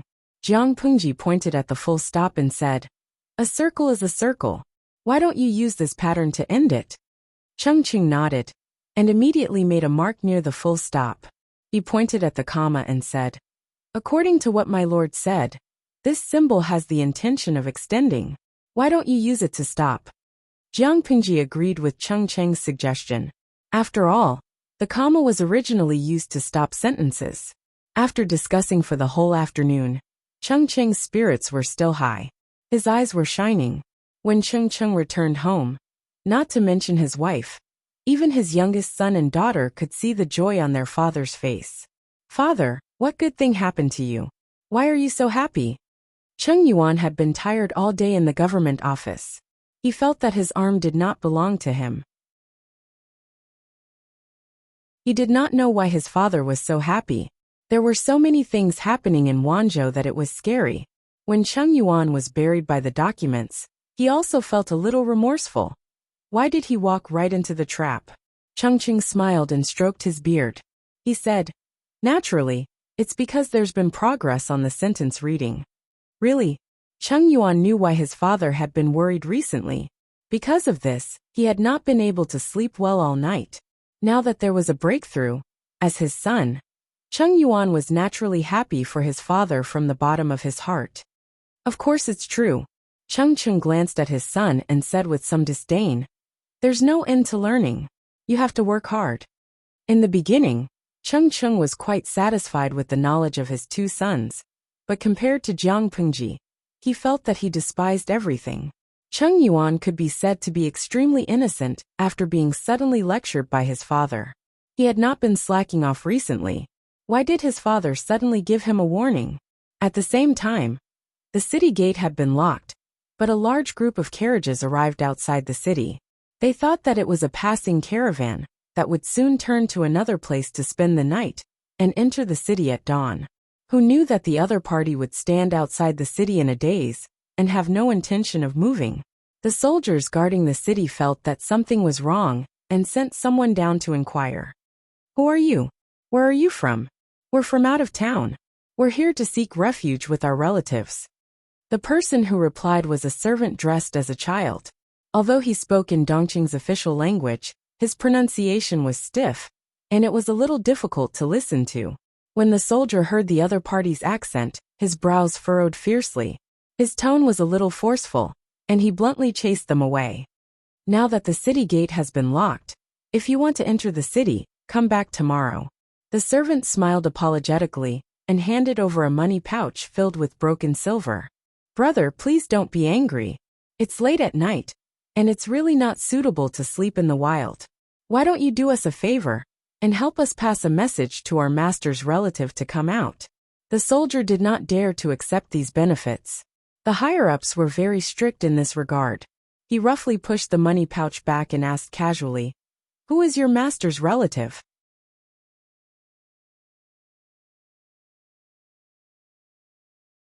Chapter 825. Commandant Li? The soldier guarding the city glanced suspiciously at the servant and the carriages behind him. His heart wavered and he said hesitantly, "I've never heard of Commandant Li having any relatives. Wait here for a while, I'll send someone to inform the commandant." Hearing the first sentence, the servant thought that he would be denied entry. He didn't expect the soldier to be reasonable and be willing to help run this errand. He bowed gratefully and thanked him sincerely. "Thank you, big brother." The city guard snorted softly and accepted the other party's bow. "Wait here, Commandant Li isn't someone ordinary people can meet. If you want to pass on the news, you'll have to wait for a while." The soldier guarding the city said the ugly part first to prevent unnecessary misunderstandings. The servant hurriedly said, it's all right. As long as we can meet the general, it's all right to wait a while longer." The city guarding work wasn't under Li Yun's jurisdiction. The soldier guarding the city could only pass on the news one level at a time. There was a long detour in the middle. By the time Li Yun received the news, he had already slept for a while. Relatives. As a martial artist, Li Yun had always maintained the habit of sleeping lightly. He would wake up the moment there was movement outside. When he heard someone pass on the news that his relatives were outside the city, he was stunned. He thought he was dreaming. Where did his relatives come from? Li Yun's reaction was misunderstood by his subordinate. He said angrily, "Could it be that the people below are making fun of me? What time was it now?" It was indeed a little too much to come in the middle of the night to make people sleep well. Hearing his subordinate's words, Li Yun waved his hand and got up to take down his outer robe from the clothes rack. He casually said, "Let's go take a look." The subordinate was stunned. Could it be that the people outside the city were really Commandant Li's relatives? It was already the middle of the night. Other than the patrolling guards, there was almost no one else.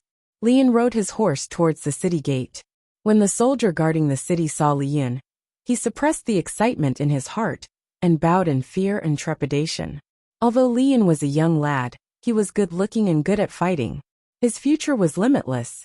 To these soldiers, they were Li Yun's fans, and Li Yun was their idol. Who wouldn't be excited to be able to talk to their idol face to face after staying at the city gate and enduring the wind and rain? Li Yun suddenly jumped off the horse and flung the reins. With a cold expression he asked, "Where is he?" Jiang Pingji and the others wanted Li Yun to be a man of few words in front of outsiders. This was the only way to maintain his dignified demeanor. Li Yun deeply felt that he was right. Normally, he restrained his impulse to speak and gradually established a quiet and aloof public image. The guard hurriedly caught up with Li Yun and bowed slightly. He said respectfully, "Those people are still waiting outside the city." Li Yun took out his token and ordered, "Open the city gates." The tall and heavy city gate opened up to the width of a person, and dim candlelight seeped through the gap.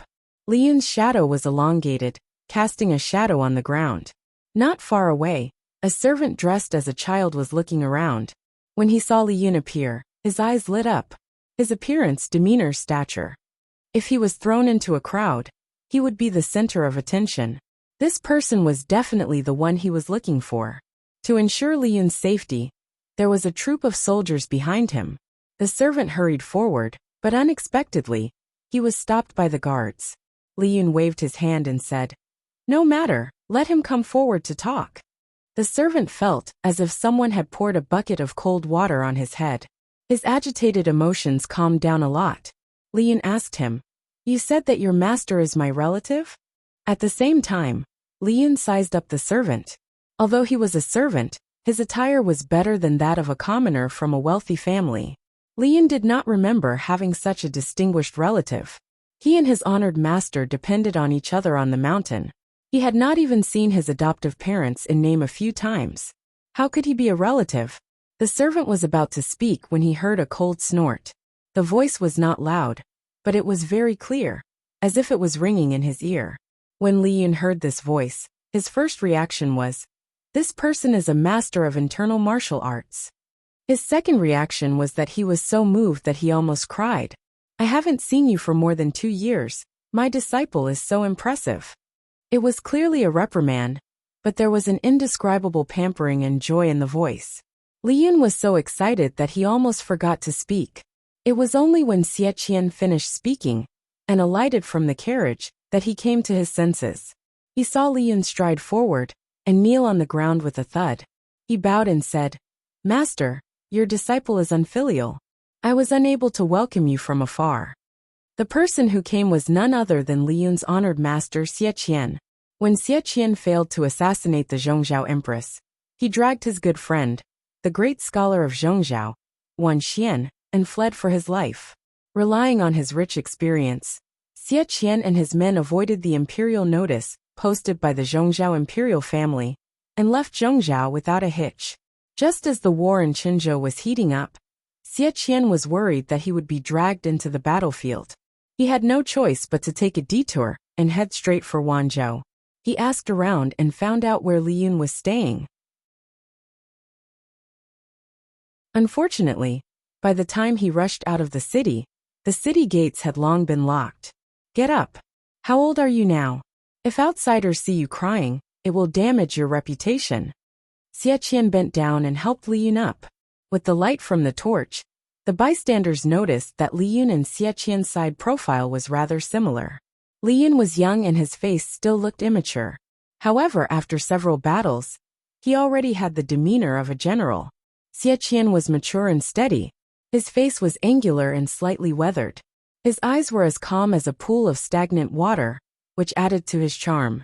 As long as one wasn't blind, 9 out of 10 people would guess that the two of them were related by blood if they stood together. Li Yun sniffled.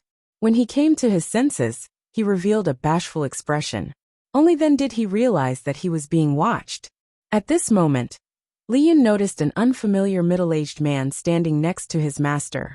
His temples were dyed with a few strands of gray, but he had a scholarly air about him. He had a strong smell of ink. Li Yun had only seen such an air in a few teachers. It was obvious that this middle-aged man wasn't an ordinary person. His family background was certainly not bad. The middle-aged man was the great scholar of Zhongzhou Wan Xian. His courtesy name was Changzhai. He sized up Li Yun. Li Yun even obediently bowed to him and called him senior. Wan Xian nodded in satisfaction. He stroked his beard and smiled. "You have some of the elegance you had when you were young." Xie Qian was well-versed in both literature and martial arts. At first glance he looked like a lean scholar. Only when he fought did he realize that he could fight. Li Yun, on the other hand, did not have the air of a scholar. His figure was lean and tall. He stood there like a spear. One look, and you could tell that he was a martial artist. As Wan Xian said this, Li Yun's eyes darted around. A question was stuck in his mouth, wanting to ask.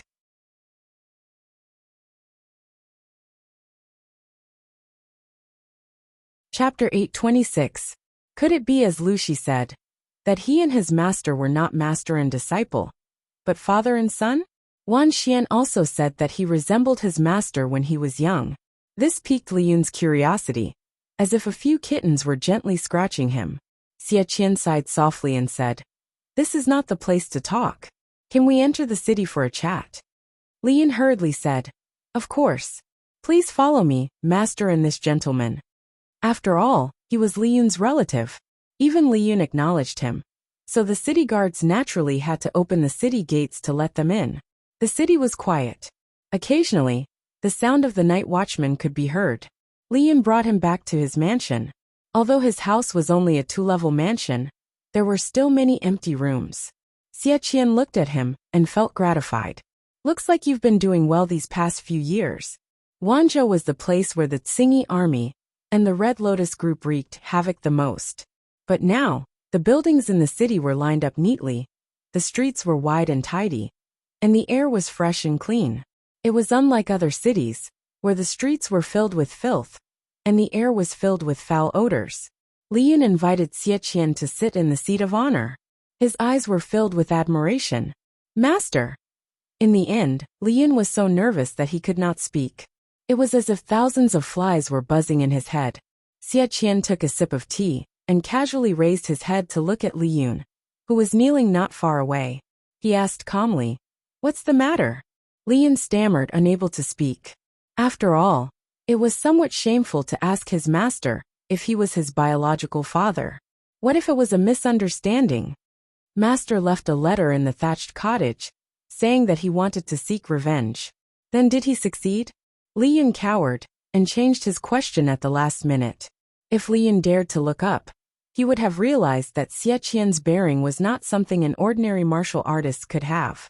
One's temperament changed one's body. That was obviously a noble bearing that could only be cultivated in a wealthy family for a long time. How was it like living in seclusion in the mountains for more than 10 years?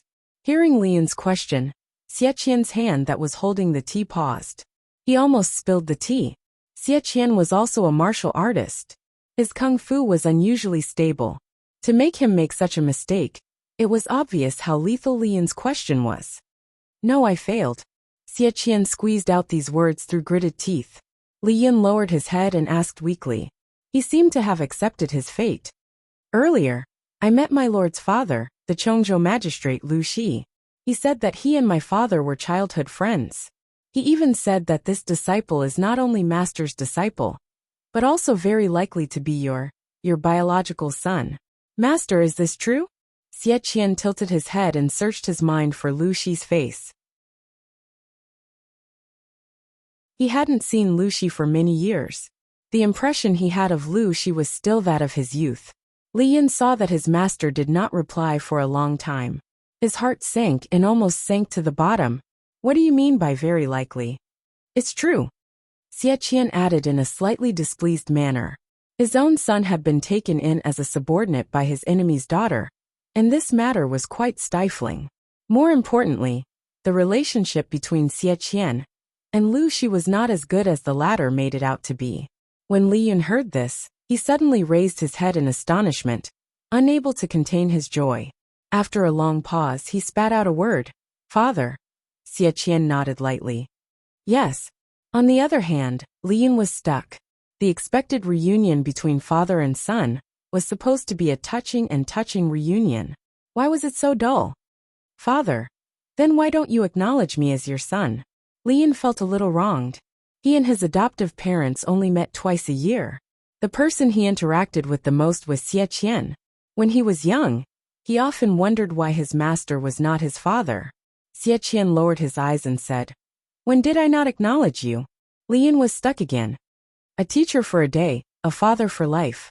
The family spear technique needs to be passed down from master to disciple. Since I am your master and your father, when did I not acknowledge you? Li Yun was speechless. What he said made so much sense that he was speechless. Then this surname. Li Yun lowered his head and struggled for a while. His mood also lightened up. Your father was chased out of the family. Naturally, your surname cannot be Xie. Xie Qian answered matter-of-factly. He continued. In that tragic case, I brought you along and luckily escaped. In my muddle-headedness, I forgot who I was. I wandered all the way from Hejian County to Fengyi County. Later, I was taken in by the Li couple. That family had no children for many years, so they adopted you. When your father remembered who I was, you were already 2 years old. Li Yun's original name was Li Gozhu. The blood clot in Xie Qian's brain slowly subsided, and he regained his memory. Suddenly his head hurt. He, Xie Qian, was well versed in both literature and martial arts. Yet his son had such a lowly name. However, he was too embarrassed to argue with the couple. He simply let that name be Li Yun's nickname, and even made the decision to give him a nice-sounding name. Yun meant that he was wealthy and well-versed in both literature and martial arts. It was much better than Gozhu. After the couple adopted Li Yun, they quickly became pregnant. Naturally, they cherished their child even more, and did not mind Xie Qian's actions. After listening to his explanation, Li Yun did not know whether to laugh or cry. However, he quickly noticed the strangeness in Xie Qian's words. What did he mean by chased out of the family? What discord did father have with the Xie family? There were 4 noble families in Dongqing: the Feng family of Shangyang, the Wang family of Langjia, the Xie family of Jiangning, and the Ming family of Zhangzhou. Although he did not know much about the Xie family, looking at Feng Jin beside him, Li Yun knew that Xie Qian, who was a direct descendant, must be very respectable. According to Lu Shi, Xie Qian was a leading figure of his generation. How did he become like this?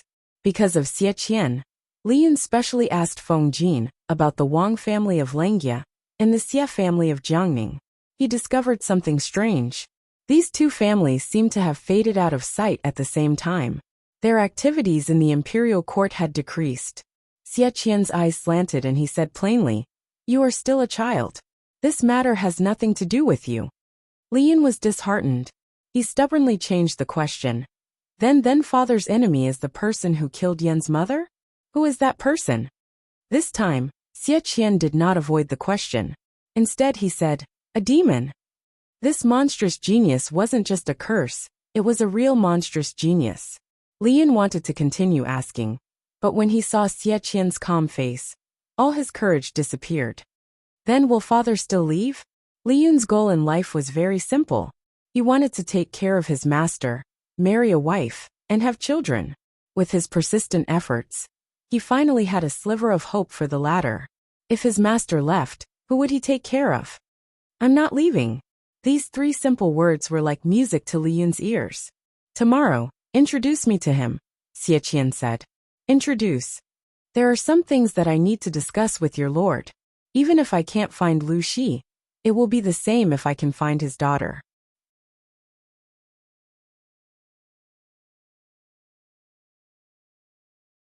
Chapter 827. Take your time, father and son. Wan Xian glanced at Li Yin. His features resembled Xie Qian when he was young, but his delicate features were closer to his mother's. Thinking of this, Wan Xian could not help but sigh. If not for that incident, Xie Qian and his wife would be an enviable immortal couple. Li Yin hurriedly let the servants lead the way and brought Wan Xian to the guest room. Seeing his son's busy appearance, Xie Qian smiled and said, "After 2 to 3 years, you've grown a lot." Li Yin's ears perked up. His father's words were praising him for growing up and being able to take charge. Even though his heart was bursting with joy, he maintained his habitual aloofness on his face. Xie Qian changed the topic and said to Li Yin, "According to tradition, marriage should have been arranged a long time ago." At this point his brows furrowed uncontrollably. If Xie Qian had not been secretly removed from the Xie family, Li Yin would have been the legitimate grandson of the Xie family. Marriage arrangements were made at the age of 13 or 14. Usually, it was chosen by the wife of the family. It's a pity that your mother passed away early. Otherwise, she would have been able to attend my first birthday banquet. The rules of aristocratic families were as numerous as the hairs on a cow. Marriage was arranged at the age of 13 or 14, and marriage at the age of 18 or 19. Considering Li Yin's age, he should have gotten married long ago and had children. The current situation was a little awkward. It felt like he was stuck between a rock and a hard place. As someone from an aristocratic family, although Xie Qian did not crazily value bloodline, he did not see himself as a commoner. When his son arranged a marriage, it was best for the bride to be of noble birth. She did not need to have a distinguished family background, but she had to be smart. The main point was, she had to be smart. It couldn't be helped. Xie Qian's nerves were strained by that strange demon. He was afraid that his son would marry the wrong wife and ruin 3 generations. Xie Qian mentioning Li Yin's birth mother calmed Li Yin's swollen mind. Ever since he was young, he had never heard Xie Qian talk about his birth mother. Li Yin asked carefully, "Father, I heard from Governor Liu that my mother was from the Langjia Wang family?" Both parents were direct descendants of the 4 noble families. In this era where bloodlines were important, Li Yin's birth was even nobler than the royal family. Xie Qian sighed and said with a look of reminiscence, "Yes, your mother's surname is Wang, and her maiden name is Huiyan. She is the legitimate daughter of the Wang family of Langjia. She and the current family master of the Wang family are siblings. Unfortunately, the heavens didn't help anyone. Her body was delicate, and she unfortunately died of a hemorrhage when she gave birth to you." Li Yin listened attentively. When he heard Xie Qian say his mother's maiden name, Huiyan, his eyelids twitched. Xie Qian didn't miss his son's reaction and asked, "What's wrong?" Li Yin shook his head. "No, I just feel that the name mother is similar to a lady I know. Not to mention similar names, there were many people with the same name in the world." Xie Qian did not care. Li Yin asked again, "Mother, I heard from Governor Liu that she is a rare talented woman." Xie Qian said proudly, "She's not just a talented woman, Using Lu Shi as an analogy, your mother's talent is more than enough to crush Lu Shi. Li Yun. Father, how deep is the enmity between you and Lu Province's governor? However, after hearing Xie Qian's words, Li Yun also felt a sense of admiration for his mother, whom he had never met. He was also a little depressed. According to his father, his mother died giving birth to him. Father, do you have a portrait of my mother? Li Yun heard from Lu Shi that Xie Qian was an all-rounder with both pen and sword. He could recite poems and paint with a brush, and he could kill enemies with a spear. If that was the case, his father should have drawn something like a portrait of his mother as a memento, right? Of course I do. Xie Qian had been a mountain otaku for more than 10 years. If it were anyone else, they would probably have degenerated into a slovenly Jianghu man. However, Xie Qian's upbringing was ingrained in his bones. Even if he only lived in a thatched hut, he could still create a dissolute and unrestrained demeanor of a hermit. As a single father who raised his son to make a living, he did not neglect his other skills. His brush and ink were still outstanding. To prevent his memory from fading, he drew several portraits and carried them with him. Li Yunqing hurriedly opened the portrait. When he saw the person's face, he was instantly stunned. If he was not sure that Lady Huijun was younger than him by a few months, he would have suspected that she was his mother. Isn't this Lady Hui? He muttered as his forehead was hit. How rude. He did not call her mother, but Lady Hui. Was this fellow rebelling? Li Yun hesitated for a while and said honestly, Father, I have seen the person in the portrait. Xie Qian's heart jumped to his throat. His son had seen that evildoer? When did you see her? Yesterday, Li Yun explained. There is a lady in the Lord's backyard. She looks similar to the mother in the portrait, but her temperament is very different. The Wang Huiyan in the portrait had a temperament like an orchid, elegant and refined. She wore a luxurious dress and stood among the flowers. Her right hand was placed on her slightly protruding abdomen. There was a faint smile on her face. Her entire person was shrouded in the halo of maternal love. When people saw the portrait, they were first attracted by her temperament, then they noticed her appearance. Even through the portrait, they could guess that this was a talented woman who had read extensively. Only by immersing herself in this field, for a long time, could one cultivate such a temperament. As for Lady Hui, who Li Yun had seen before, she was also a beauty beyond compare. However, that kind of beauty was dazzling and dazzling.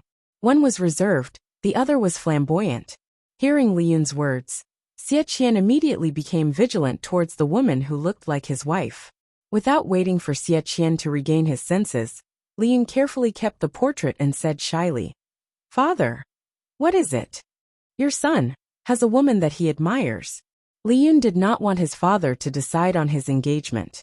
It would be better for him to confess now to avoid unnecessary trouble. Xie Qian was speechless. Although he had unwillingly lowered his standards for choosing a wife, Xie Qian really did not want his son to marry an illiterate, vulgar woman from the mountains. Xie Qian immediately pictured in his mind a woman with a mouth full of yellow teeth, spittle flying everywhere as she spoke, black dirt hidden under her nails, noisy eating, snoring like thunder in her sleep, scolding and scuffling with others. His vision darkened, and he almost stopped breathing. Son, don't take things too hard. Xie Qian's heart trembled as he asked, Which family is it? He did not care if it was a free love.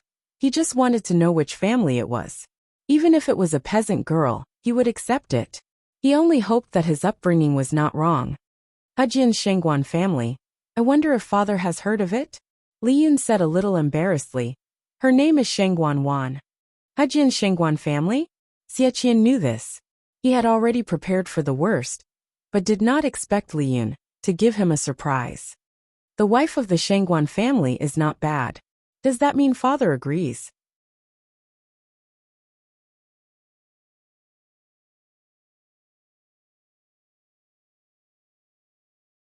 Seeing the familiar person lying on the wall of the courtyard, the urchins all looked at Shengguan Wan with smiles.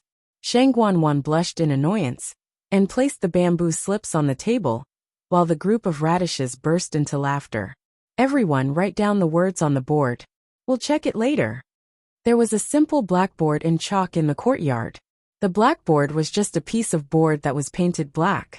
The so-called chalk was actually chalk, a type of limestone. When the iron mines in Xiangyang district were mined, they could be made into chalk. Before this, no one had thought of using this white material to write and teach. It was the Lord who was clever and good at making use of it. "What are you doing here again?" Lian took something out and said to her. "I passed by here and brought you some breakfast." Shang Guanwan took it and realized that Lian was still looking at her with a burning gaze. She felt a little shy. "Still looking?" Shang Guanwan said angrily. "When are you coming over? Why must you let the students watch a joke?" Lian scratched his head and said uneasily, "Isn't this too happy? My father came last night. Master is really my father." Shang Guanwan was shocked. Seeing Lian's rosy face, she felt a little nervous. "You idiot! Did you tell your father about us?" "Of course he did," Lian added. "Father said that he would discuss this matter in detail with the Lord today." Shang Guanwan wished she could crush Lian like a bun in her hand. How could marriage be a child's play? At least let her be mentally prepared. You're not willing?" Lian looked at her expression carefully. He thought of the day of his triumphant return, when Wanner threw a sachet to the Lord and didn't even look at him. His heart felt so suffocated that it was indescribable. Shang Guanwan snorted softly and said in a low voice, "You didn't even discuss such an important matter with me." Lian felt wrong too. He hung his head and said, "But Wanner already agreed." He even secretly held her little hand with Shang Guanwan's tacit consent. Times have changed. An ugly daughter-in-law would have to meet her in-laws sooner or later. But she had to be allowed to dress up and be mentally prepared.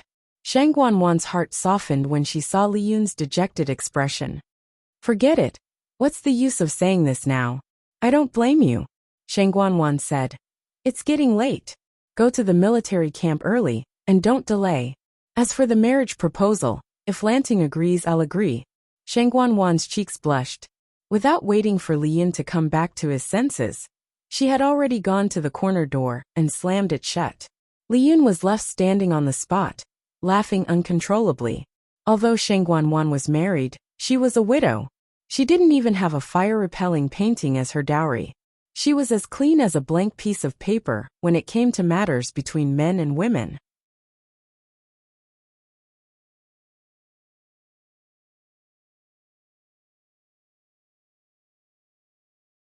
Chapter 829.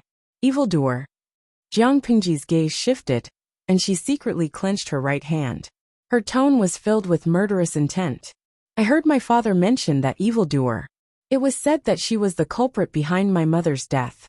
However, she was omnipotent and had extraordinary abilities. My father couldn't do anything to her." Xie Qian had been observing Jiang Pingji's reaction. Seeing her reaction, he knew that she knew a lot of inside information.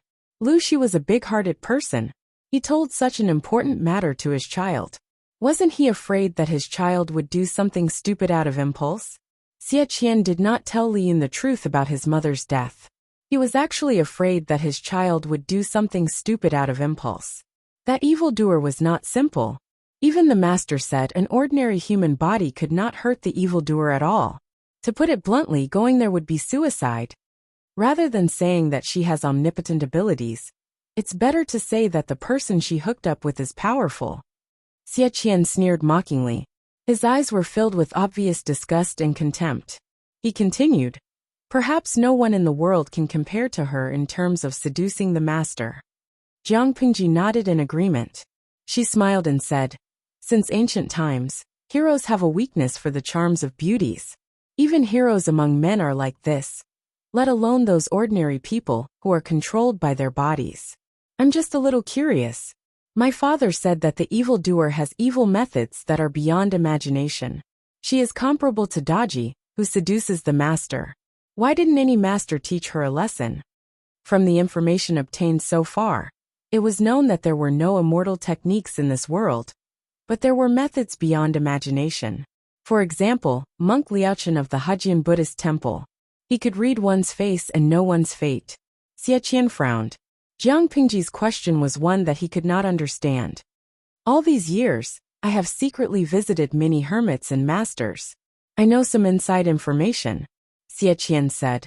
That year, when I found out that my wife's body was possessed by this evildoer, I immediately thought of the ancient fox demon who possessed Su Daji. Before that, I didn't believe in deceiving gods. But facing my wife who was completely unfamiliar, I had to believe in her. I had no choice but to secretly seek help from a master.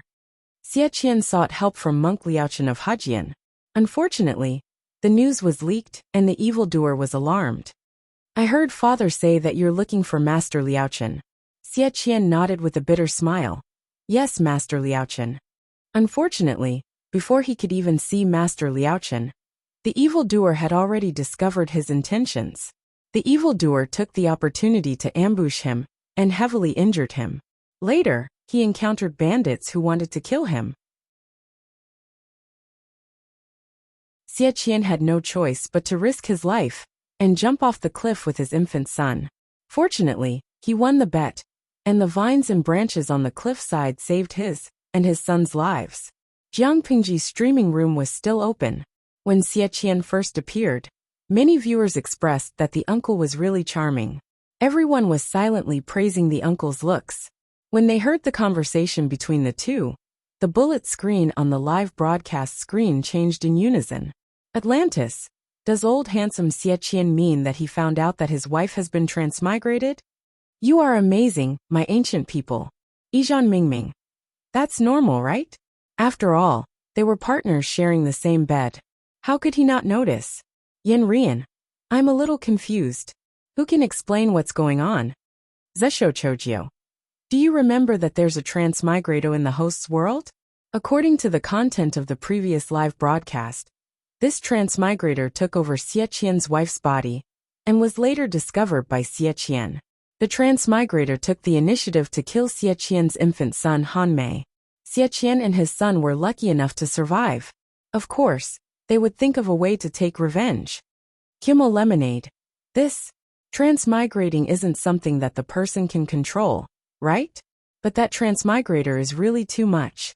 Not only did she take over the body of someone else's wife, she also wanted to kill the husband and son of this body. But Xie Qian also wanted to kill the transmigrator. If I were a transmigrator, I'd rather live than die. Even though I feel guilty, everyone wants to live, right? Liangpin Puzi. I don't think this matter can be put into the same category. Everyone wants to live, but what the transmigrator did was really too much. According to what we know, not only did this transmigrator want to kill Xie Qian and his son, but she also killed the host's mother and her first two brothers. Remember Lu Huan, the illegitimate daughter of the Lu family? According to the analysis of the gods, Lu Huan is the daughter of the transmigrator and Prince Changsho. Remember Lu Huan's husband, Wumajun is the son of the transmigrator and the emperor of Dongqing. Most importantly, these two half-siblings were born from Xie Qian's wife, Wang Huiyun's body. No one would be able to accept such a thing, right? The bullet screen discussed intensely. Many of the audience thought of the transmigrator, who tried to assassinate Jiang Pingji and shuddered. From the perspective of Xie Qian and the original body, Wang Huiyun, the transmigrator took over someone else's body and used it to try to kill the original body's beloved husband and son. She also used this body to entangle with countless men and gave birth to two bastards. Who wouldn't feel disgusted? Xie Qian didn't know that the audience was discussing this matter. He said, I originally wanted to seek help from Master Liaochen, but the demon was too powerful and saw through my plan. Later, I met another expert by chance. He told me that the demon had an extraordinary background. I'm afraid he's from another world and can disturb the predetermined fate. He also said that many experts have noticed something strange, but the demon has strange supernatural powers and is good at hiding his whereabouts. If he hasn't matured, we can try. But so many years have passed and he has matured. It's hard to get rid of him. The experts in this world were just more powerful charlatans. They could pinch and calculate, but they couldn't fight. The transmigrator's fate was not in this world. They couldn't calculate the person's fate, let alone find her. Someone from another world? Xie Qian sighed. Yes, someone from another world might be a demon that harms people. Jiang Pingji rolled her eyes and found something strange. Lu Shi knew the general location of the transmigrator, because he had power and influence. He could send people to help him investigate. Xie Qian was a loner, powerless, and removed from the Xie family. How could he be so sure that the transmigrator was in the Zhongzhou Palace? I have a question. How did you know that the demon was in the Zhongzhou Palace? Did an expert tell you that? The expert didn't tell me, but he gave me this. Xie Qian took something out of his pocket. It was a jade pendant in the shape of a yin-yang fish. Jiang Pingji stepped forward to take it. It was the size of a palm, and felt warm to the touch. The texture was smooth and delicate. It was a rare warm jade.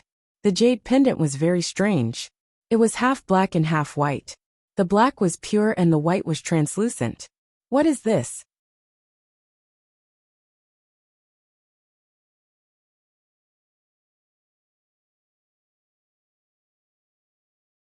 The stars of last night. Maybe there's not only a magical spiritual spring, but also an even more magical spiritual field. We can have fun on a farm. Suifeng Shaoxi. Ha ha ha. Maybe there is not only a spiritual field, but also a small farmhouse with countless cultivation methods. Autumn water. In order not to break the formation, let me say this too. Maybe there's not only a farmhouse, but also an old grandpa. Jiang Pengji was speechless. Salted fish were indeed salted fish. They were a bunch of people who didn't mind stirring up trouble. She ignored the idle audience and asked Xie Qian, "How do I use it?" "Just wear it by your side every day." Xie Qian said. An expert once said that if a person with a strong soul is born with the ability to communicate with the spiritual jade, their dreams will be clearer. If it's an ordinary person, they can only increase the amount of time they have contact with the spiritual jade. After constant practice, they can enter the dream and communicate with the spirit. It all depends on the person's talent. Jiang Pingji looked at the jade pendant in her hand and frowned. She had a feeling that she had seen this thing before. Xie Qian also noticed Jiang Pingji's strangeness. He asked casually, "What did you find?" Jiang Pingji said, "Can you lend this treasure to me for a while? I don't know why, but when I see it, I have an illusion that it looks familiar, as if I've seen it somewhere before. But I can't remember at the moment. I wonder if you can agree to it." For Xie Qian, this jade pendant was his lifeblood. If he lost it, he would never be able to find the demon's whereabouts, let alone seek revenge. But during the previous assassination, he realized that he was just a mortal. There was no way he could compete with the demon. He needed the power of a mortal. If not for that, Xie Qian would not have brought Wan Xian all the way to Wanzhou. If Jiang Pingji wanted to lend it to him, he naturally would not refuse. Xie Qian nodded in agreement. Jiang Pingji hurriedly said, "I'll borrow it for 2 days. I'll definitely return it after some time." After that, Xie Qian mentioned Li Yin and Sheng Guanwan's marriage. His son was not young anymore. It was not easy for him to win over a cabbage. As a father, he had to assist him. With Li Yin's current awkward status, it was great luck to be able to marry Sheng Guanwan, the daughter of a noble family. I have no opinion on this matter. The key is Wan'er's attitude. You should have heard from Hanmei about Wan'er's past. It wasn't her fault. In all fairness, Wan'er and Hanmei are a good match. The two of them love each other. It would be best if they could get married. In front of the 4 self-accomplishment classics for women, a good woman should not marry a second time. Even if a woman's husband died before she married, a woman should be widowed for a husband she had never met. Xie Qian was not so pedantic.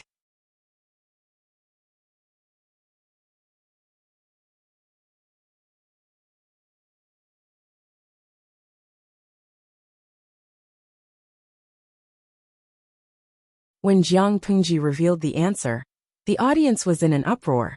Then they were deeply disappointed. They had thought that they could cultivate, and didn't expect such an answer. Drunken cloud cat demon. Disappointed. He was exceptionally disappointed. If it was just a piece of ore, it would be meaningless. Regardless of whether it was ancient times, modern times, or the interstellar era, they were all essentially the same dimensional world. The only difference between the 3 was the time axis. If they were to vigorously promote the development of science and technology, Even the most backward era would enter the interstellar era. This was the inevitable outcome of the development of science and technology. The ores on Earth would be considered interstellar ores on other planets, wouldn't they? If that's the case, there's nothing special about the yin-yang jade pendant in the host's hand. Many of the audience expressed their disappointment, but a small number of people noticed the details of Jiang Pingji's words. She said that this interstellar was extremely rare even in her world. This was thought-provoking. In the interstellar era, there were tens of thousands of habitable planets. What they lacked the least was all kinds of energy. Under such circumstances, for Jiang Pingji to describe it as rare and precious, it was definitely a priceless treasure. Many people thought of this, and their extinguished curiosity was rekindled. Fried egg chung. Streamer, what special use does this interstellar have? Jiang Pingji flipped the yin-yang jade pendant left and right, a light smile on her face. Because there was no one around, Jiang Pingji wasn't afraid of being heard. She opened her mouth and said, "Special use? I'm afraid I'll scare you if I tell you." According to the records of the Interstellar Federation, a new intelligent race will be discovered every 7 interstellar days. There are many forms of intelligent races. The most common creatures are those that are made up of cells, and the rarest are those that are pure energy bodies or spiritual bodies. Regardless of whether they are pure energy bodies or spiritual bodies, their life structure is not stable. Most of them can only survive in a specific environment. A small number of them can rely on special substances, or mediums, to leave their original ecological environment. This special substance is the ore in my hand. Can you guess its value? Jiang Pingji rarely talked about her past, so naturally, the audience didn't want to miss it. Awesome Wadigu. Streamer, don't keep us in suspense, I'm dying of anxiety. Tian show ba ba ba. How much value can such a small thing have? Is it possible to buy an entire Earth? Some of the audience couldn't wait to urge her, while others laughed and teased her. Jiang Pingji laughed and said, "An ore the size of a fingernail can buy one or even several ore planets. Do you think it's valuable?" This thing is the most important cornerstone of the central hub of the Sky Brain. With it, the Sky Brain network can be realized in a real sense. You won't understand even if I tell you all this. You just need to know that it's very powerful.